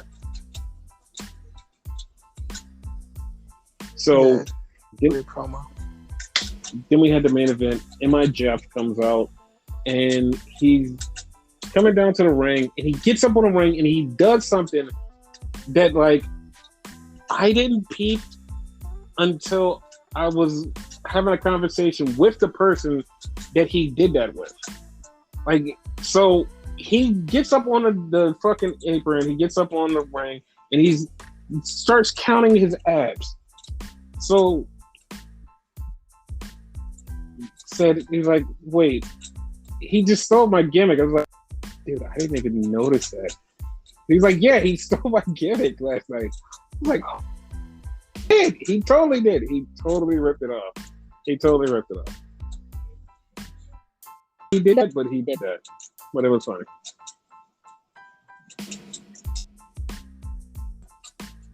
Then we had Jericho come out, no music, and everybody sung the Judas thing. And for some reason, I swear to God, everybody's like, that was the coolest thing ever. They sung Judas. And I don't know. I must be jaded. I swear I might be jaded. Okay. Because I'm like, I knew that they were going to sing that. I knew that's exactly what that was going to sound like. I knew what was going to happen. Like, this was a surprise to me. And they were like, oh my God, I can't believe they got the fans to do that and do this. And it was all so good. Like, I knew that was coming. Why did nobody else know that? It was like, I don't know. Maybe it's me. Maybe it's me and being jaded, but whatever. No, like you're 100% right. Like even if you like didn't know that, the fact that AEW's Twitter put out the lyrics on Twitter, like you had to fucking know what's gonna happen. Dude, that was angry. They kept about it. It was angering me because it was like, these are the lyrics. This is how it goes, and I'm like, they sing it every week, every fucking week they sing it. Even when the music stops, they're still going, what have I become? They're doing this whole fucking stick. They're doing it, and like they don't like. If you've ever watched the Jericho match, after the music goes off, they're still singing Judas for like 10 minutes, and he's standing there just in the adulation of them singing Judas every fucking time when he has the music, and it's like, you didn't think that they were gonna do this, and then somebody was like, no, well, they had to coordinate with the music and when to start. It's like, dude, it's so fucking it's like so easy. Maybe it's just me being an asshole, or I'm just quarter jaded. I don't know. I don't get it. That and you know your music, like you could do it. It's not that hard. Yeah, I know. I actually did it on the podcast, making fun of the lyrics and switching them up and being weird. I've done it. Yeah. So they have the match, and the match ends when fucking Jericho and MJF go to grab their secret weapons.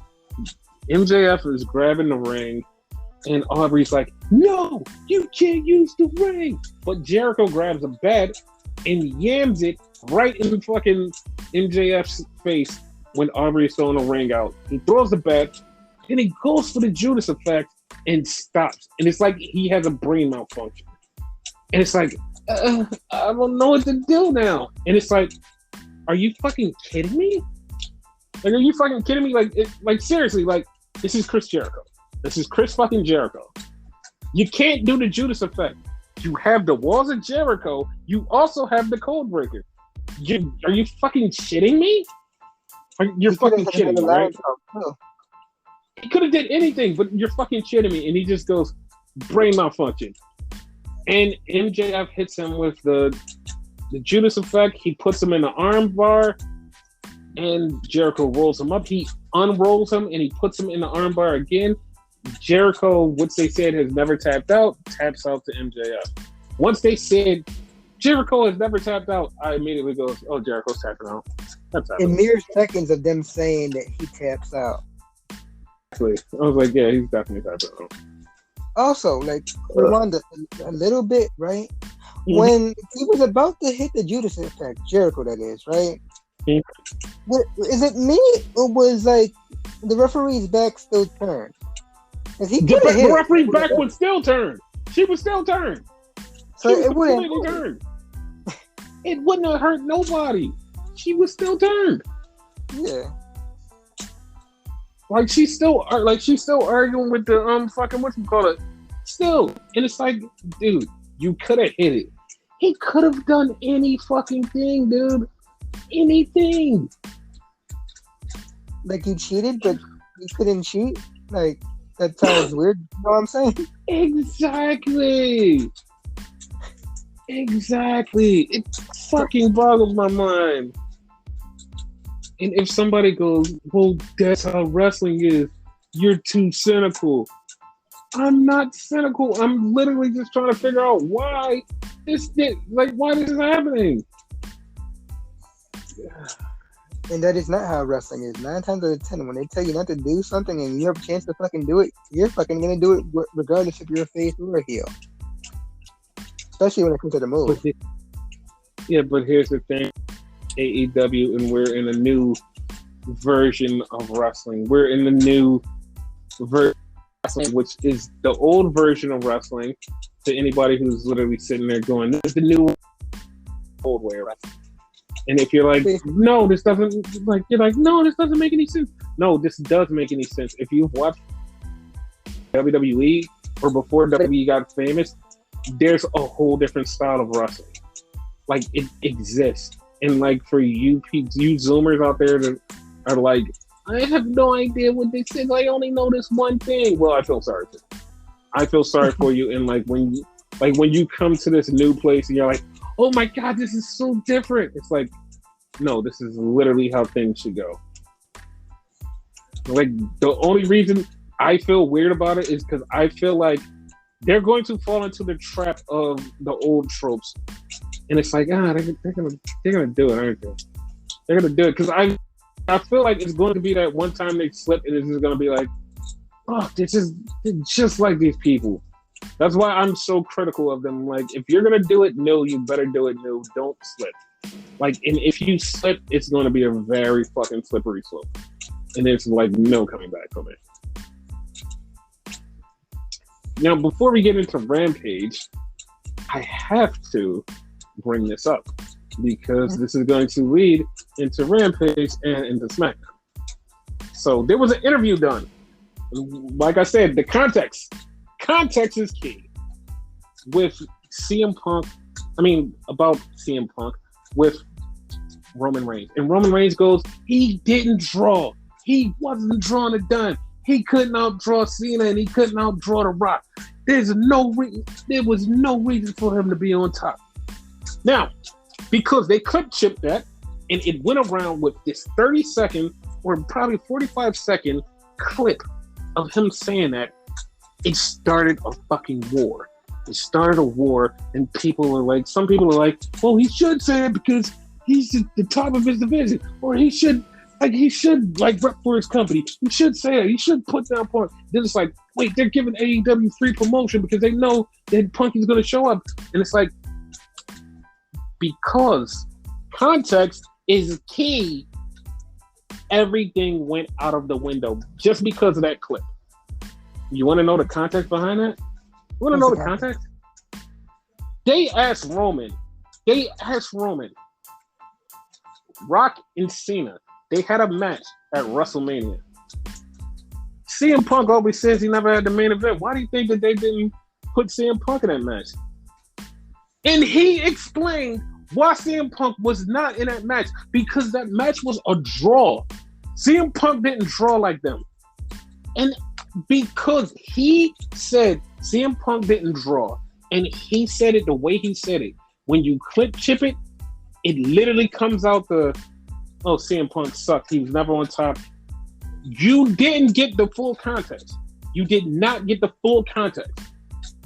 And because people didn't get the full context, because their baby brains didn't fucking think to go, I wonder if there's context behind this. No one said it. No one even fucking used their mental skills, their fucking 5th grade level mental skills to go, I wonder if there's more context behind this. Or I wonder if he said anything else. No. You smooth-brained, degenerate idiots just fucking sat there and took this clip chip and said, oh, it's beef. It's WWE's beefing with them. Look, and then you get mad every time AEW said something. He said something about them, and you didn't get the context. You didn't get the context. This is what's wrong with you people. Context is key. It's so bad. Like, their context just makes me want to rampage.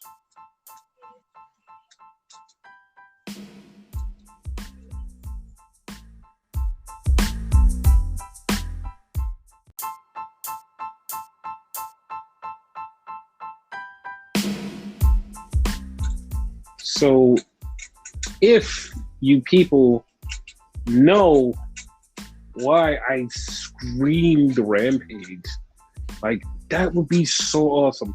Like, if somebody out there actually was like, oh my God, I get that reference. I understand what he's talking about. Like, 80% of you actually understand what I'm talking about. And it's like, if you actually get that reference, I love you. But like, if you don't, it's okay. There'll be more of those. But yeah, so it happened. It happened. It happened. The thing that people said wouldn't happen. The thing that people said would not happen. The thing that people were so up in a uproar about. The thing that people was like, it's not gonna happen. And then when it was reported by Fightful that he's coming back, they was like, you're lying, you're full of shit. There's no way that this is happening. And we reported on it and said, oh, this is definitely happening. And everybody's like, no, it's not happening. It happened. It happened. It happened in Chicago. And it happened in the beginning of the show. They said, we're just going to go right into the announcement. It happened. It happened. He came out. He stood on stage. Everybody's chanting his name. He started crying a little bit. He walked to the ring, hugged a bunch of people, jumped in a crowd. You could see how emotional he was. And then he just slowly turned back into himself. He hugged his sister. He hugged his other friends, not his wife. She was absent for some reason. Don't know why. He got in the ring. He stood there. They went to a 90-second commercial. He was like, oh, okay, well, that's the thing. And it was so emotional. People were crying in the stands. It was the greatest moment in wrestling history, modern day era. And it was that moment because it was time. It needed time to happen. You know how people just go from company to company and it's just like, oh, they're right here the next week. There's no time for you to miss them and no time for you to think they're never coming back. No time for you to separate yourself from them. And just all of the emotion and effort and everything that you put into it. You don't get that back because you get immediate microwave satisfaction because they're right there. Like the next time you see them, it's a couple months away and you're like, oh, this person is here. Good for them. They deserve to be here. They deserve this new shot at life. They deserve this new thing. Him, it was time. His time away was the thing that he needed. Not only for himself, but for everybody to miss him. For everybody to point fingers, to blame people, and to have a hero or anti-hero to save the world. It's time that made him even bigger martyr than he was already. The hero / anti-hero that he is was amplified because of time. Time gave you people time to miss him, time to not see him, time to not think and afraid of what he would do or just enjoy what he would do. He was always there, so you didn't miss him. Then he took time, and that's one of the biggest things that made him so special is time. He took time. Clobbering time. He took that. And he grabbed the mic. But before he grabbed the mic, I have to ask you, Renegade, how did you feel seeing him, seeing that crowd, and experiencing that moment? It was weird. I felt nothing. And like before, like in your words, like I say your words because like you're the one that says it in the podcast. Like before anybody out there calls me an E-drone, whatever, I felt nothing. Like no anger, like oh fuck you. I wasn't excited, but I felt like I should have been excited. You know what I mean? Mm-hmm. But I felt nothing. Like it was numbness. Like okay, like you here. Was it the fact that we knew beforehand? Was it that reason? Do you think that's I was thinking maybe it was, but then I harped back to like the Royal Rumble. Mm-hmm. Like when Edge came back. I already knew beforehand Edge came back. Mm-hmm. Was coming back, rather. Like, because I think it was, wasn't it fucking like spoiled like earlier in the day or whatever? Yes, it was spoiled. It was actually spoiled a couple days prior, but like it got really spoiled the day of. Because what was the one that like could see through the window? Was that MVP or was that him? That was MVP. Oh, okay. Because I remembered it, seeing that picture. But yeah, like that, I still pop. And I remember to this day, you still was like, dude, why you pop? Like you knew. I don't know. Like it just made me hype. But Yes. like this, like I don't think it mattered if I knew or not. Like you know. Well, I could compare it to John Cena, who just returned a couple weeks ago. Like we knew, and we knew he was coming, and like the fans popped for it huge, and it was like, oh, this is a thing. But like we knew, and like we didn't care because it's like we knew where this was going. We literally said it on podcasts. It's like this is where it's heading. Like we knew, and it was just like, oh, it's just a thing, and it was like. It wasn't a nerve that like, oh, like we don't care about Cena, but like we literally know where the storyline's going, and we know it's nothing for Cena. We'll get to that later on, but it's like it's this thing. Like we don't care. It's just there. This match. Who gives a shit? That's what it is. But Punk, it's. I don't know what it was. But it was like. I'm not gonna say, oh, I wasn't a fan of his. Was a fan.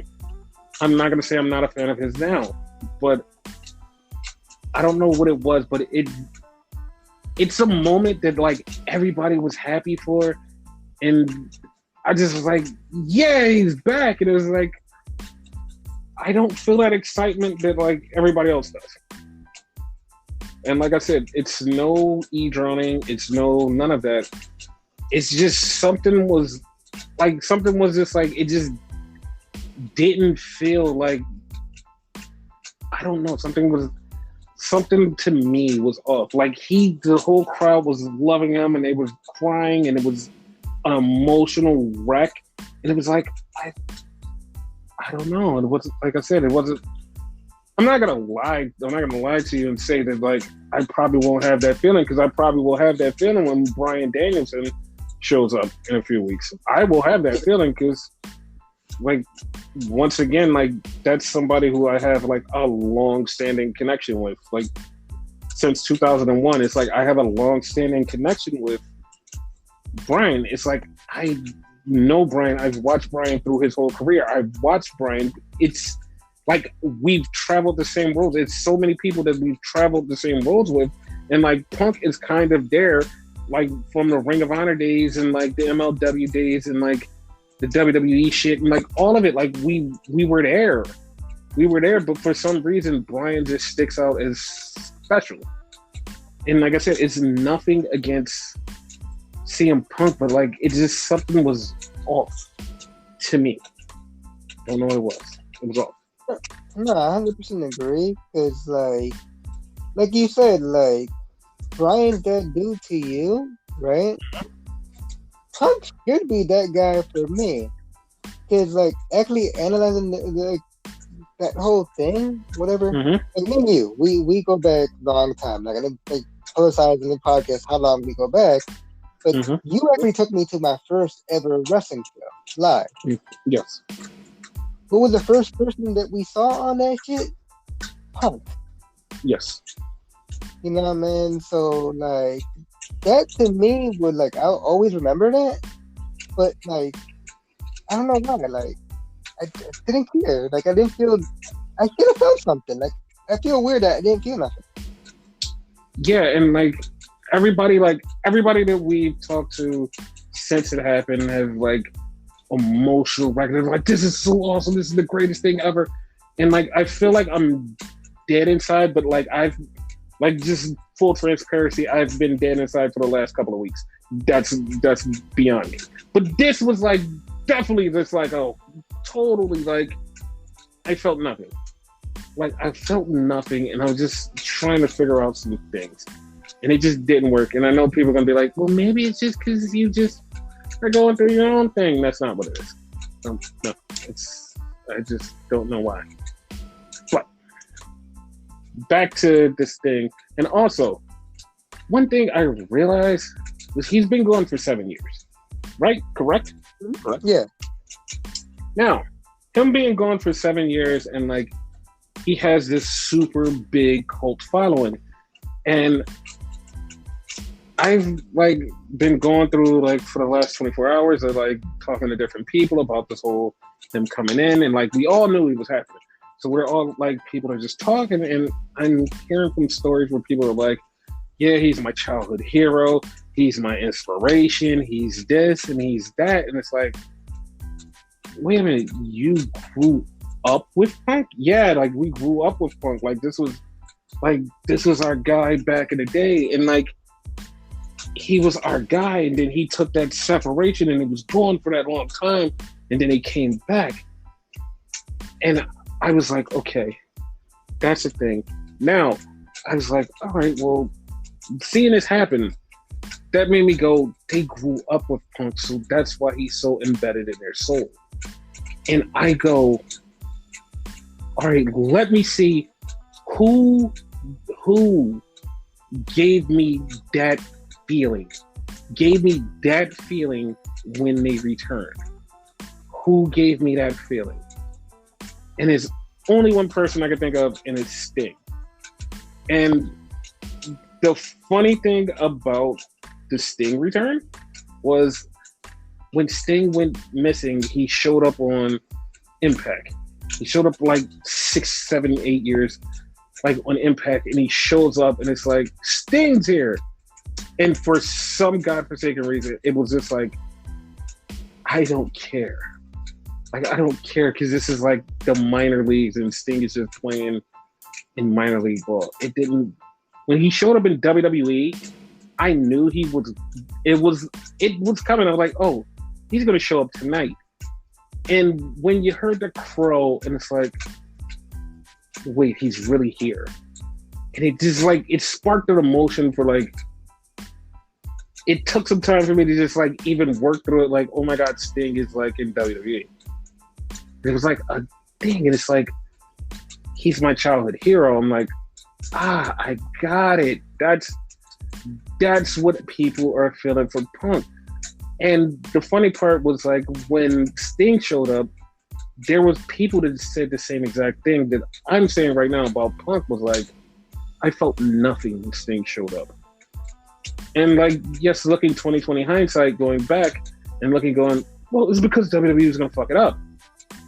That still has nothing to do with anything. They didn't feel anything because they just said, I don't have the connection. And that's how we feel about Punk. Yeah.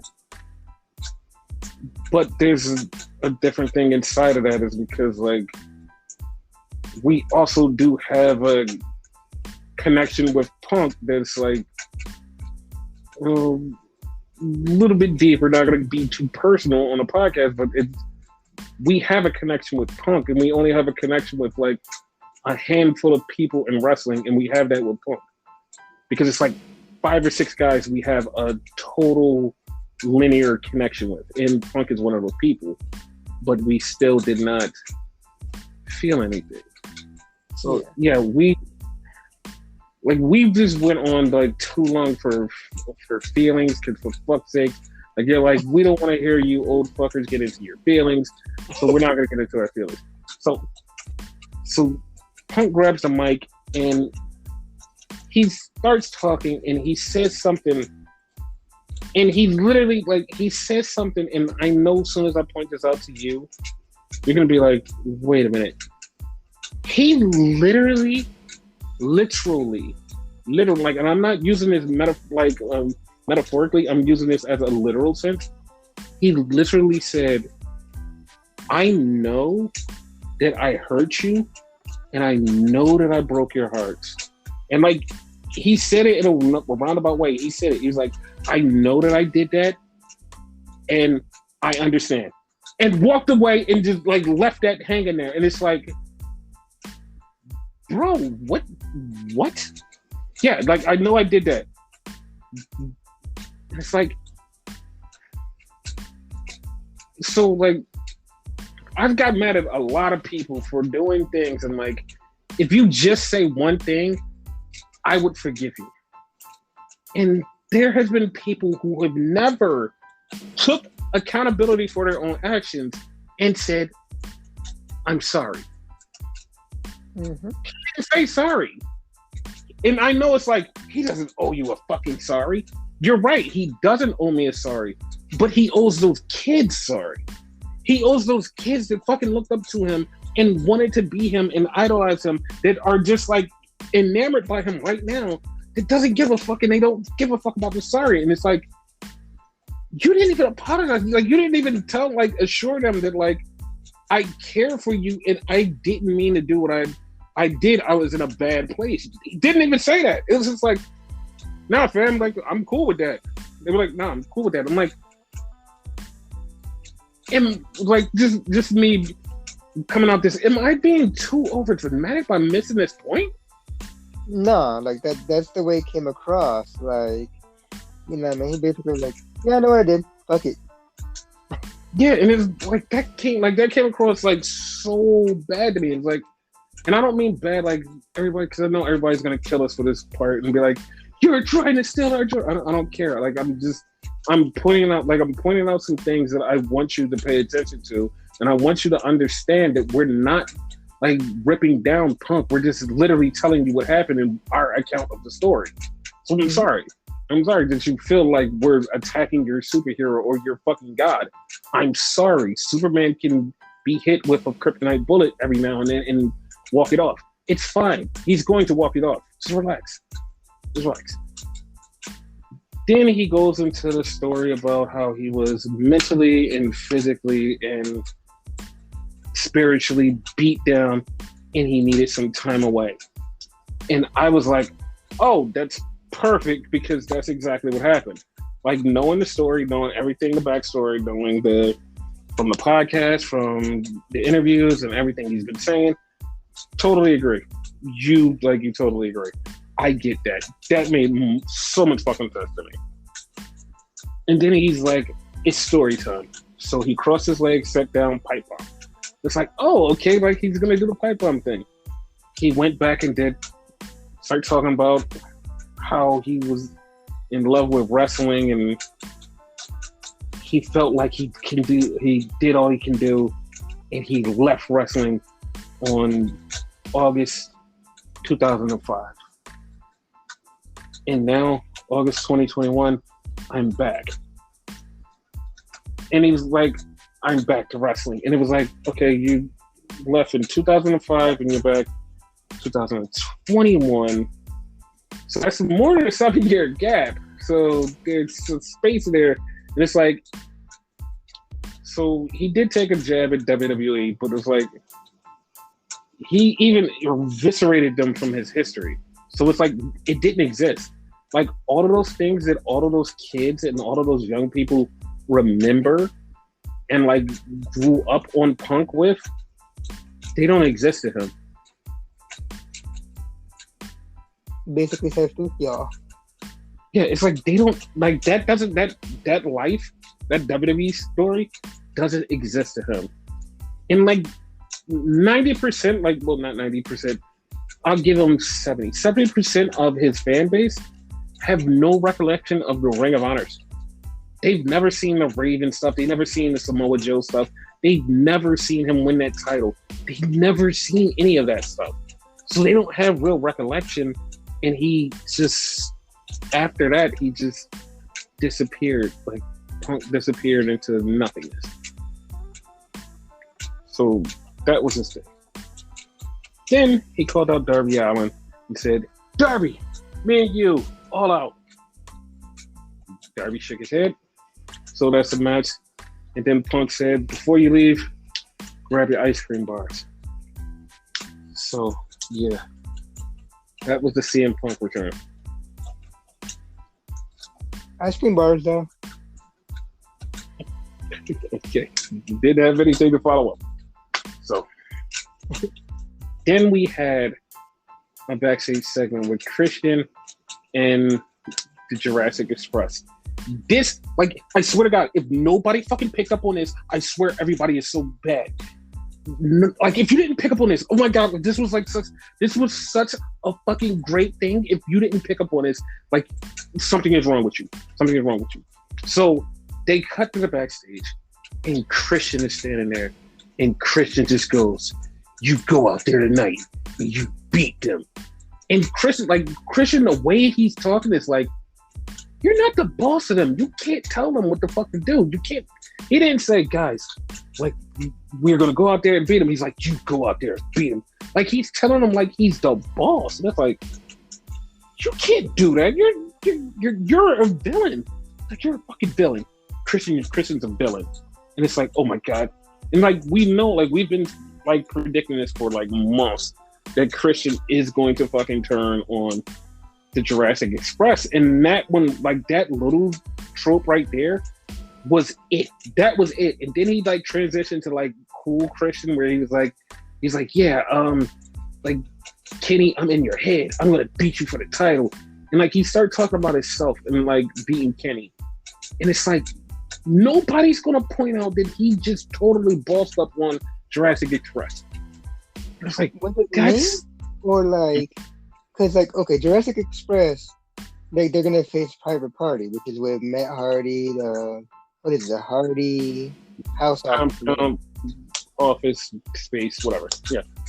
Some bullshit, right? Mm-hmm. Was it me, or was he coming across as Matt Hardy? You know what I mean? Like, that type of thing.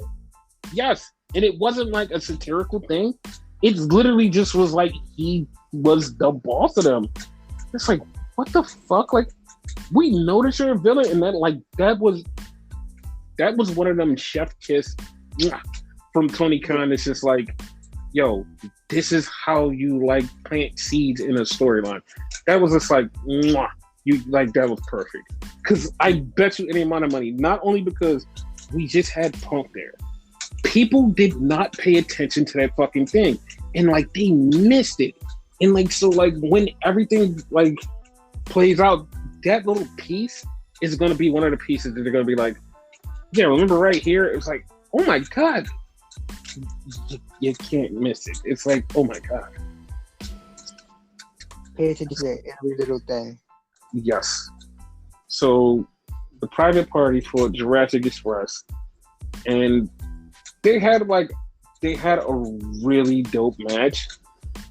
And of course, you know, Jungle Boy and Luchasaurus won, so they're going to have their match against whoever the winner of one of the other teams.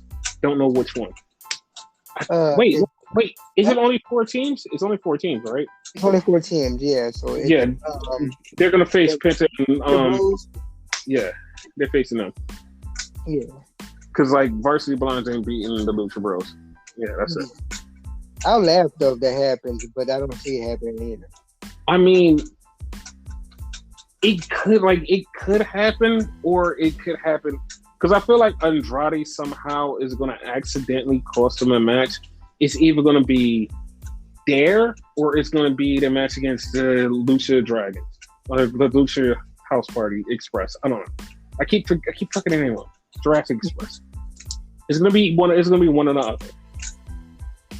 So then after that, we get a Jade Cargill promo where Jade is being cool. It's like, okay. And then like Kiera Hogan's like, I'm something. I don't remember what she said because she was trying to be tough. And it's like, all right, you're going to have your match. They get in there. They have the match. And Kiera got off like 2-3 moves. Jade just eviscerated her. Like, Jade just eviscerated her. And also, Jade's daughter was there, and Jade gave her a kiss, and she was, like, super excited for her mom to win. So that was a thing. It was like, oh, that's so cute. That was awesome. Jade eviscerated Kiera Hogan. So that's the thing. Then we had the main event. And right before the main event, this is a thing that I've seen that they did last week, and this is, like, a new thing for Rampage. Right before the main event, Mark Henry interviews the heel and the face. I'm like, all right, I'm going to interview both of you guys. And whatever happens, like, you guys cut the promos before the match, and then the match starts. So he's talking to Daniel Garcia and 2.0, and 2.0 just, like, takes over the segment. It's like, okay, whatever, because Daniel Garcia isn't a talker. So Moxley is just like super pissed, and he's like, "I'm gonna hurt you. I'm gonna choke you up." He was like, He's like, "I'm gonna hurt you so bad. You have a better chance of getting me pregnant to defeat me in that match." I was like, Jesus Christ, this is some fucking bitches. Right. And then 2.0 comes out, and they come to the ring with Daniel Garcia. Wild Thing plays. Moxley is coming through the crowd, and first off, he sees a dude, and I guess the dude said something wrong to him because he looked like he's gonna fuck him up. But then, like, him and Eddie Kingston walk to the ring. They get in there, and it's like, okay, you're like, Moxley's gonna destroy this guy. Moxley, 2 moves. Daniel Garcia just starts working the leg, and he just starts going on Moxley's leg, and he's just putting him in every little move. Just wham, wham, wham, wham, wham. It's like, damn, he's fucking Moxley's up. Moxley gets up. Moxley starts beating him down. Daniel Garcia goes right back to the leg. And, like, it's like, okay, Daniel Garcia is not going to be fucked with. Moxley, he goes for the paradigm. Daniel Garcia gets out of it, puts him in a submission. Moxley rolls over that, puts Daniel Garcia in a choke, chokes him out. Daniel Garcia's out. Then 2.0 attacks Moxley. And then Eddie Kingston comes in. And then Darby and Sting come in. And they beat down everybody. And it's Sting, Darby, Eddie, and Moxley, which apparently are a new faction. Yeah, because they've been like coming out together for like a few times, a few weeks now. Mm-hmm. Daniel Garcia, though, he's gonna be a future TNT champion, though. I see that shit. Yeah, he's really good. Like, he's really good. Like, he's the type of person that I would want Bryan Danielson to face. Hell yeah, that shit would be awesome. Yes, that would be great. So yeah, that's the thing. So that was Rampage. Rampage is all over. I think it was okay. I just feel like Rampage is like way too short. I actually like it. I like it being short because it's a digestible bite of AEW. It is not like a 2.5 hour YouTube show that comes on Monday, then another 2.5 hour YouTube show that comes on fucking Tuesday.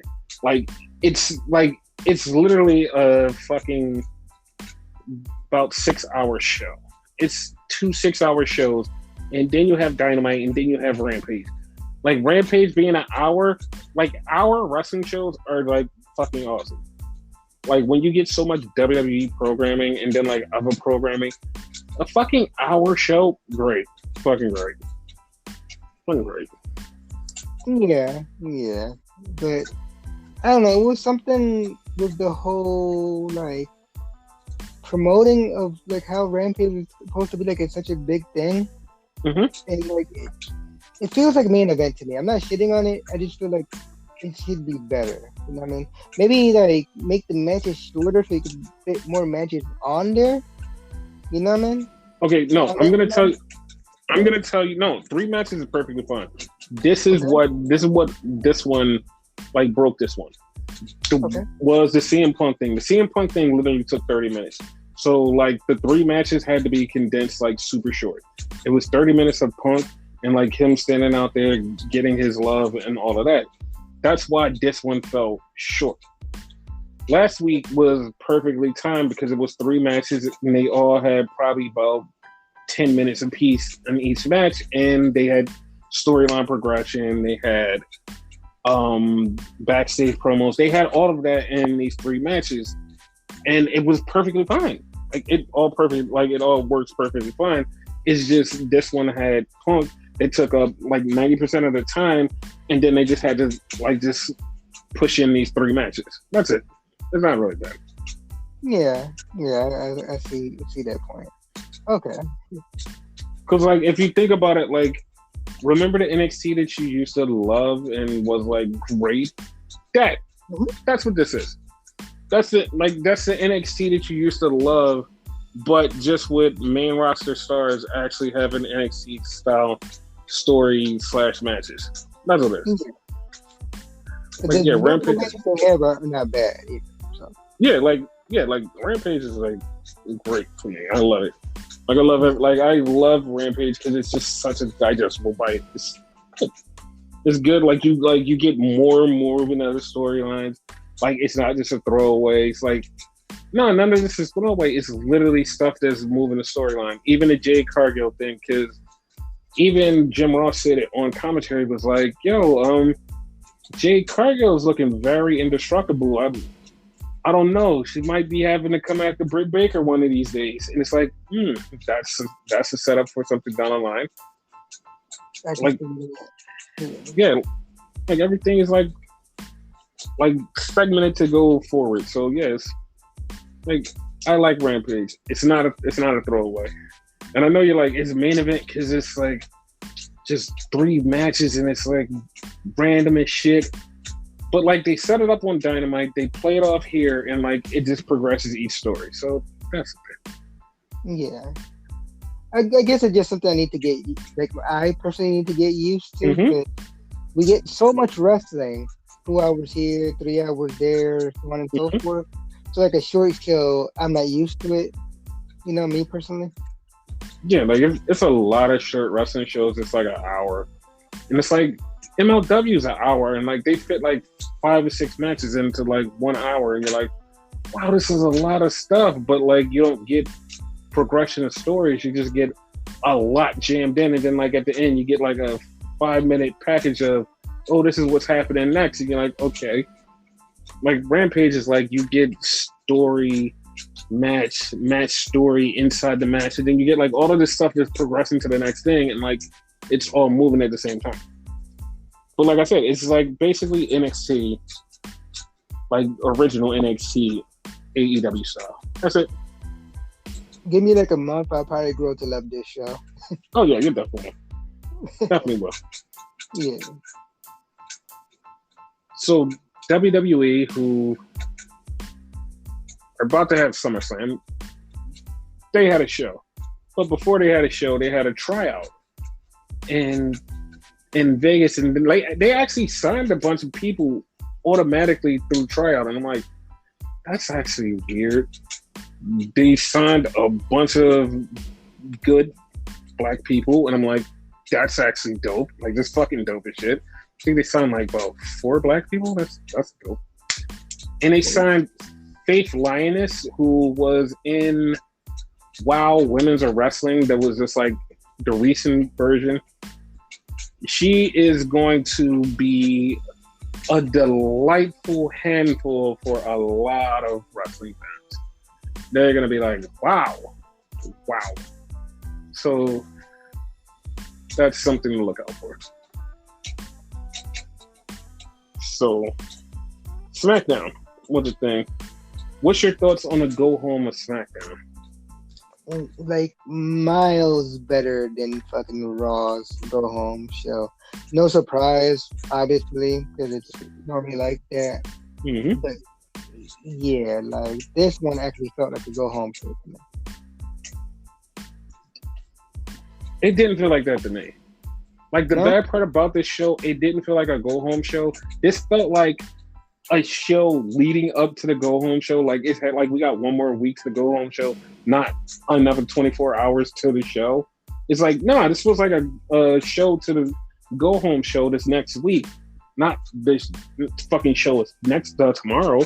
It's like, the fuck? Like this didn't feel like that. Because I felt like it felt like a lot of the stuff was like, there's more to be said, there's more to be done right before the big show to lead to these big angles, and it's like a lot of this shit should be like done, right? And it's like, no, this is it. Like the show is tomorrow. Sorry. It's like, that's weird. I don't know. It was like, it felt weird. But it started off with Edge sitting in the ring in a chair. He's talking to Seth Rollins. And he's talking about he's going to have to go to that place and he's going to become, like, his heart's going to be black. I made the joke, you mean Tyler Black? And you said Aleister Black or Malachi Black. It was like, Oh, he's gonna have a black heart. So he's he's going to go to that place apparently to beat Seth Rollins, and it's like, okay, don't really care. Shotzi Blackheart. Okay, see, there was another black. So then we get the Mysterios, and they have a Wu-Tang-esque Mysterio shirt, and it just says the Mysterios. So they're talking, and Ray's like, "Hey, man, like, we're gonna go out there," and Dominic's like, "Yo, we need to do it my way," and he's like, "No," we're gonna we can't do it that way." And he's like, Hefe, we have to do it my way. I got ideas, and to me, it looks like it's leading to Ray being that father who doesn't pay attention to his son, and it's like, "Yo, you don't know anything." And Dominic's gonna be like, "Yo, you don't listen to me. You don't fucking listen to me, and I'm gonna whoop your ass because of it." That's how I see this ending. Yeah, I do too. So they go out to the ring, and they're gonna face one of the Usos, Jimmy or Jay. I think it's Jay. It might be Jay. Yeah, with Jay. So they're facing Jay. They're having a match. Ray versus Jay. Match is going on. The match is yeah. I don't know why they made me laugh. Ray versus Jay. So Ray the match is yes, Ray Jay. Match is going on. The match is getting crazy. Like fucking Ray rolls him up right against the ropes, and Dominic jumps up and does the foot thing like they did to win the titles. And the referee catches him. The referee's like, "You can't do that. You gotta go." Referee tells him to go, and Ray fucks around and loses the match. Well, that's the thing. And Ray's like, "Why did you do that?" He's like, "You were about to lose, but you shouldn't have helped." He's like, "But you were about to lose." So that fervor wedge between them, and it was a thing. It's fine. It's fine. I personally can't wait. I want to see that. Yeah. So then we get bum ass bartender Cabron from Pat McAfee. Are you gonna add that for now on? Yes. Fucking Pat McAfee? Yes. Okay. Yes. I'm adding that. So bum ass bartender Cabron takes on Kevin Owens. He still has the briefcase. Bum ass does. So the match is going on. All of a sudden, Big E comes out. Big E's like, "Give me my stuff."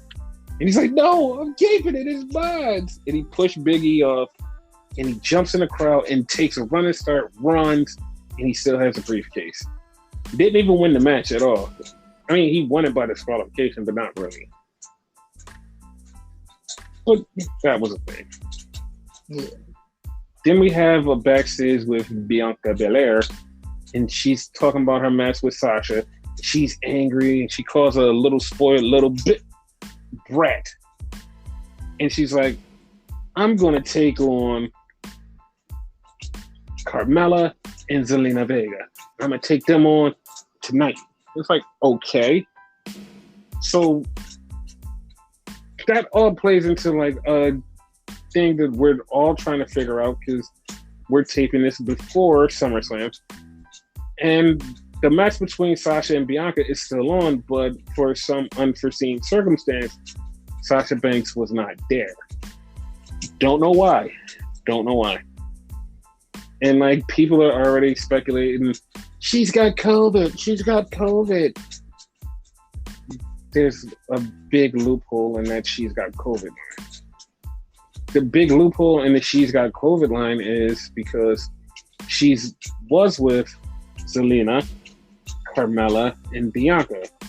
If you have COVID, you're supposed to like stop those people and just like, yo, until y'all cleared, y'all all have to just sit out. And a couple of days is not a thing that you sit out from. So now it's like, what happened? Like, what happened and why is Sasha not there? If Sasha shows up tomorrow, then there would be no questions. It's like they kept her off for precautions of whatever. But yeah, don't know what's going on. Yeah, it's weird. Yeah. So then we had a championship contenders match, which I hate those words, for the 13,699th time. Tegan Knox and Shotzi Blackheart versus Natalia and Tamina. And if they win, they finally get a championship shot. Ha ha ha ha ha. That's the thing. And of course, Tegan and Shotzi win. So for like whatever number you said, as many times as this match went on times, they won. Yes. So then we have a Seth Rollins promo. And you pointed it out immediately. You go, he has on an all-white suit. I'm like, yeah, baby, he wants to get... No, he has on an all-white suit. Something's weird. I'm like, okay. So Seth is... He never wears, like, a regular suit. Like, he wears the weird shit. Yeah, and this was as random as hell. So then Seth is standing in the ring cutting his promo, and then all of a sudden this familiar music, which half of the crowd had no idea what it was unless they did like their research, and the other half like popped hard for it. It was Brood music. It hit. The lights went red. And then Edge popped up on the screen.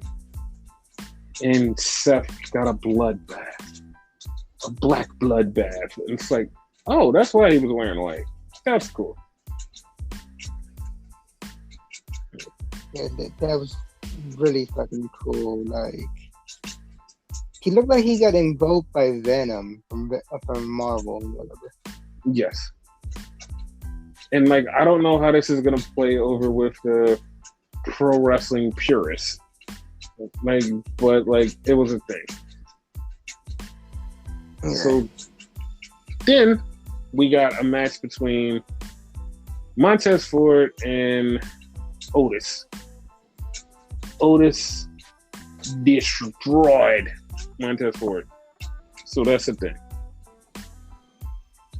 Then we had a tag team match between King Nakamura and Rick Boogs versus Apollo Crews and Commander Aziz. So of course you're like, okay, well, Commander Aziz like jumps in the ring and he does some stuff, but the star of the show was fucking Rick Boogs, who was flipping and throwing Apollo Crews around like nothing. It's like, what are you doing? How are you doing this? This is I was like, oh my god, like he fucked him up something crazy. Mm-hmm. I'm like, what the fuck? That was dope. So yeah, and Rick Boogs pinned the former Intercontinental Champion Apollo Crews. So yeah, that's the thing. Side note, you kind of got to give a shout out to Pat McAfee, because Pat McAfee was the fucking star in this match through the shit he was saying. Like, what the fuck? Yes, he's the star of every show. So then we have Bianca versus Zelina and Carmella. So Zelina and Carmella are arguing over who's going to get in there. Carmella tricks Zelina and throws her in there. So Zelina and Bianca are the first match. They have a 3-minute match, and Bianca beats Zelina. Then Carmella just attacks Bianca and starts fucking her up. Bianca hits a spine buster, and then the KOD. Match is over. Like, damn. Like that's it. Yeah, that's it. That's all that happened. She won. And then we end the night with Roman Reigns and Juan Cena. So they're having this talk off, and Roman's like, "You're not gonna beat me. I'm just gonna do whatever I want to do." And John's like, It's not like I can't win a title and go do a movie, which that's what I'm going to do. Be the 17th champion, and you're getting a demotion. So Roman and him are going back and forth, and Roman goes, listen, if you beat me, I'll leave the WWE. It wasn't like he said Smackdown, he said WWE. So what are your thoughts on that stipulation? Like, it's fucked up. Like, where are they gonna go with this? Like, it kind of feels obvious Roman's gonna win just because they're stipulated. But like, what if this is like for Roman to take time off? Is one thing. Another thing is, did he really mean it? Because he went to shake Cena's hand, and then went to attack him, whatever. So like, he probably just said to catch him off guard. Like, he didn't mean it. Dude, it's too late. You said it. You shook hands. You have to abide by it. It's a thing. Like there's no going back. Like, you have to do it. But here's the thing, though. What's the point? Like, what's the point? Like, you wanted to add something to, like, yeah, let's give this a little flair or something. Why? Like, why? There is no point. Like, to be honest with you, like, it really wasn't needed. Exactly. There's no point. So why would they do this? It just was. It was baffling me. Yeah, it was really fucking baffling to me because I was like, the fuck? Why would he do this? Like, there was no point. And once again, it's one of those WWE tropes where they're like, we have to make you care. And it's like, we already cared. There was nothing else that you could make us care about. We don't care. Like, now we don't care because you made us try to care more than we care. So that's where your care is at. Yeah. And like, there was no context behind that. It was like, what the fuck, like, you jerkbags, kiss manners. But anyway, yeah, before we go, we have to talk about SummerSlam with our predictions and also TakeOver with our also predictions. Yes. So let's start with that match because we just finished talking about that match. Thoughts?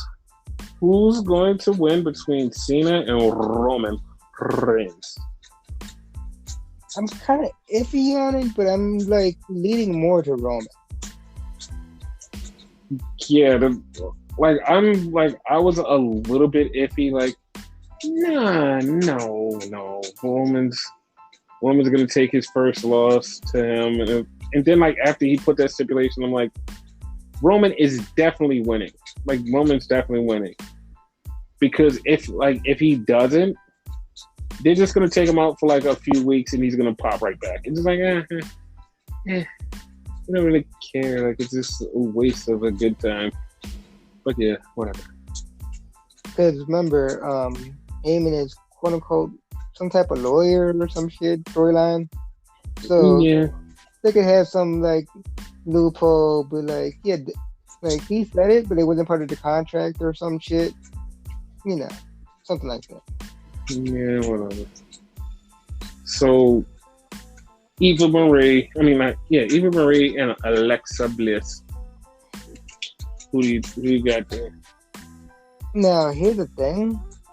Would it actually be Eva Marie? I don't know. Who do you think it's gonna be? Because it could like substitute her with Doudrop, like as usual. You know what I mean? Yeah. Either way, like either way, if it's like Eva Marie or Doudrop, winners Alexa Bliss. Yes. Drew McIntyre versus Jinder Mahal. Who do you have there? Like Jinder don't got his peoples with him because Shanky and Veer, I think his name is, they're banned from ringside, so you know Drew's gonna win it. Who do you have with Seth Rollins versus Edge? You know what? Like, I rarely do this. I'm passing on that one because they could do a lot either way. So, I'm going with Edge. Yeah. So, Raw Tag Team Championships, Usos versus RK Bro. Who you got? RK Bro. Yeah, me too. Yeah. The Mysterios versus Usos. Who you got there? Uso. Yeah, me too. Damian Priestel versus Sheamus. Who do you have? Damian Priest. Okay. Now, technically, like, would he be technically a two-time United States champion? Because technically, the North American title is a form of the United States champion. No, because the North American Championship has Canada and Mexico. The U.S. Championship is just the United States. No.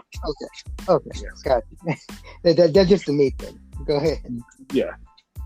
So Sasha and Bianca, if it happens, who do you have? If it happens, Bianca. Okay, that's who I have too. If it doesn't happen, I have her mystery opponent winning. Okay. What do you think the mystery opponent is going to be? Mm-hmm. Man, I don't know. Man, I don't really know. Oh, But I really think that her mystery opponent, if they do use a mystery opponent, will win the title. And man, that will actually be, that will probably set the building on fire there. So yeah. okay. Yeah. The triple threat: Rhea Ripley, Nikki Ashcroft, and Charlotte Flair. Who you got there? They're almost superhero because like he will almost about win, but then actually win. Yeah, I got her too. Big Billy Goldberg versus the one and only almighty Bobby Lashley. Who you got there? Like my heart says Bobby, but like something says Goldberg because every time Goldberg's in one of these matches, I'm always against him, and he always winds up winning. So, wow, that's actually how you feel there? Yeah. Okay. Well, that's a thing. Because he beat the Fiend. Mm-hmm. He beat who was it? Kevin Owens. Mm-hmm. And yeah, I think there's one other person he beat. Can't remember right now. Okay. Brock Lesnar, I want to say. Yeah, he did beat Brock Lesnar. Yeah, so yeah, I'm always against Goldberg, and he always like pulled through for some reason. So Okay. Did I say Brock Lesnar? I'm gonna say Goldberg. Yeah, that's exactly what you said. Yeah, I'm gonna say Goldberg. I corrected myself that time. Yes.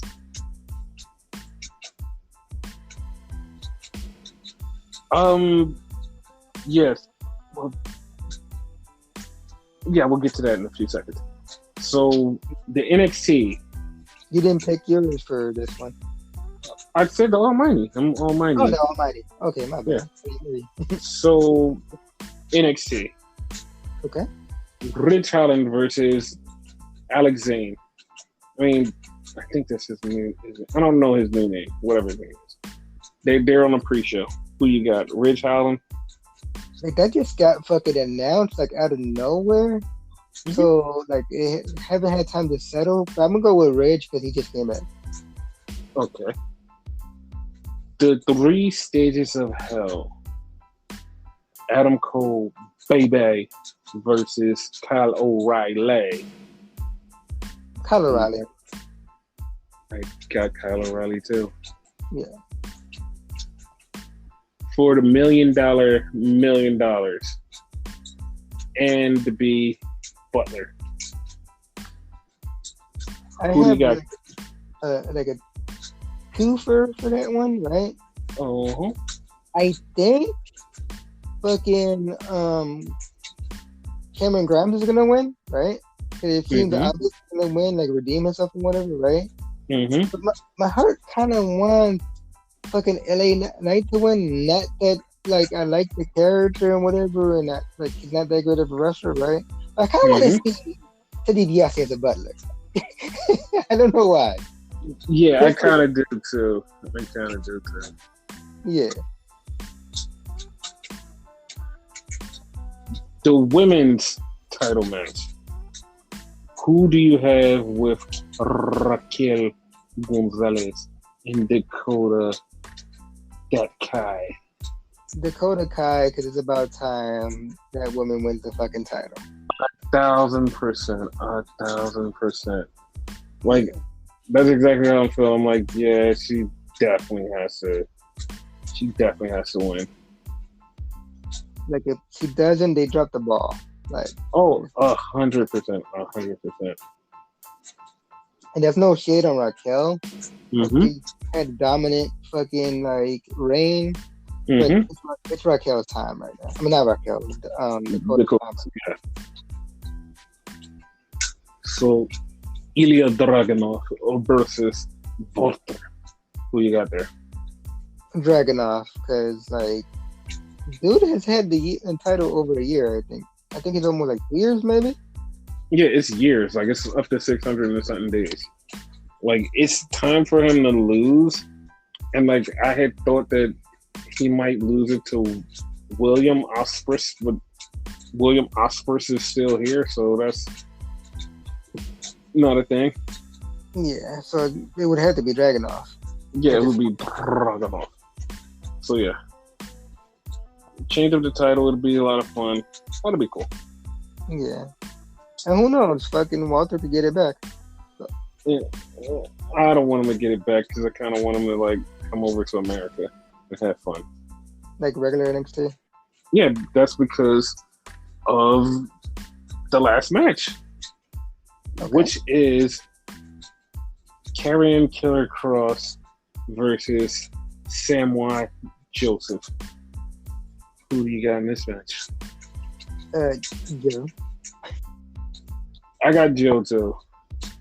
But like also like I feel like there could be a swerve where WWE's like, no, we're gonna fuck around and fuck you, and we're gonna put crossover. It's like, but I really want Joe to win. Joe seems like the right person to win. But Cross would need to lose that title eventually because he's a Raw guy right now. So yeah, but like I definitely want to see Samoa Joe versus Volta. Yeah. That's a sexy ass match. That would be fucking vicious. Yeah, 100%. Yeah. See. So yeah, that's the previews for the show, and of course, like always, we will be back after both shows, after SummerSlam and NXT. Not two separate shows, one show. We're not doing two separate shows. Not that. One show. Yeah, no, we're doing one show and that's it. So yeah. Anything else to say? Nah, I'm good. Any insight? Like, are you happy that he's back? Are you happy he's back? I'm happy for the people who are happy. I'm not gonna hate. I have no reason to hate. Yeah, but he's back from Uzbekistan. He's back. Yeah. He's back. Yeah. Good for everybody. Wow, that was very underwhelming. Like, it doesn't do anything for me. So.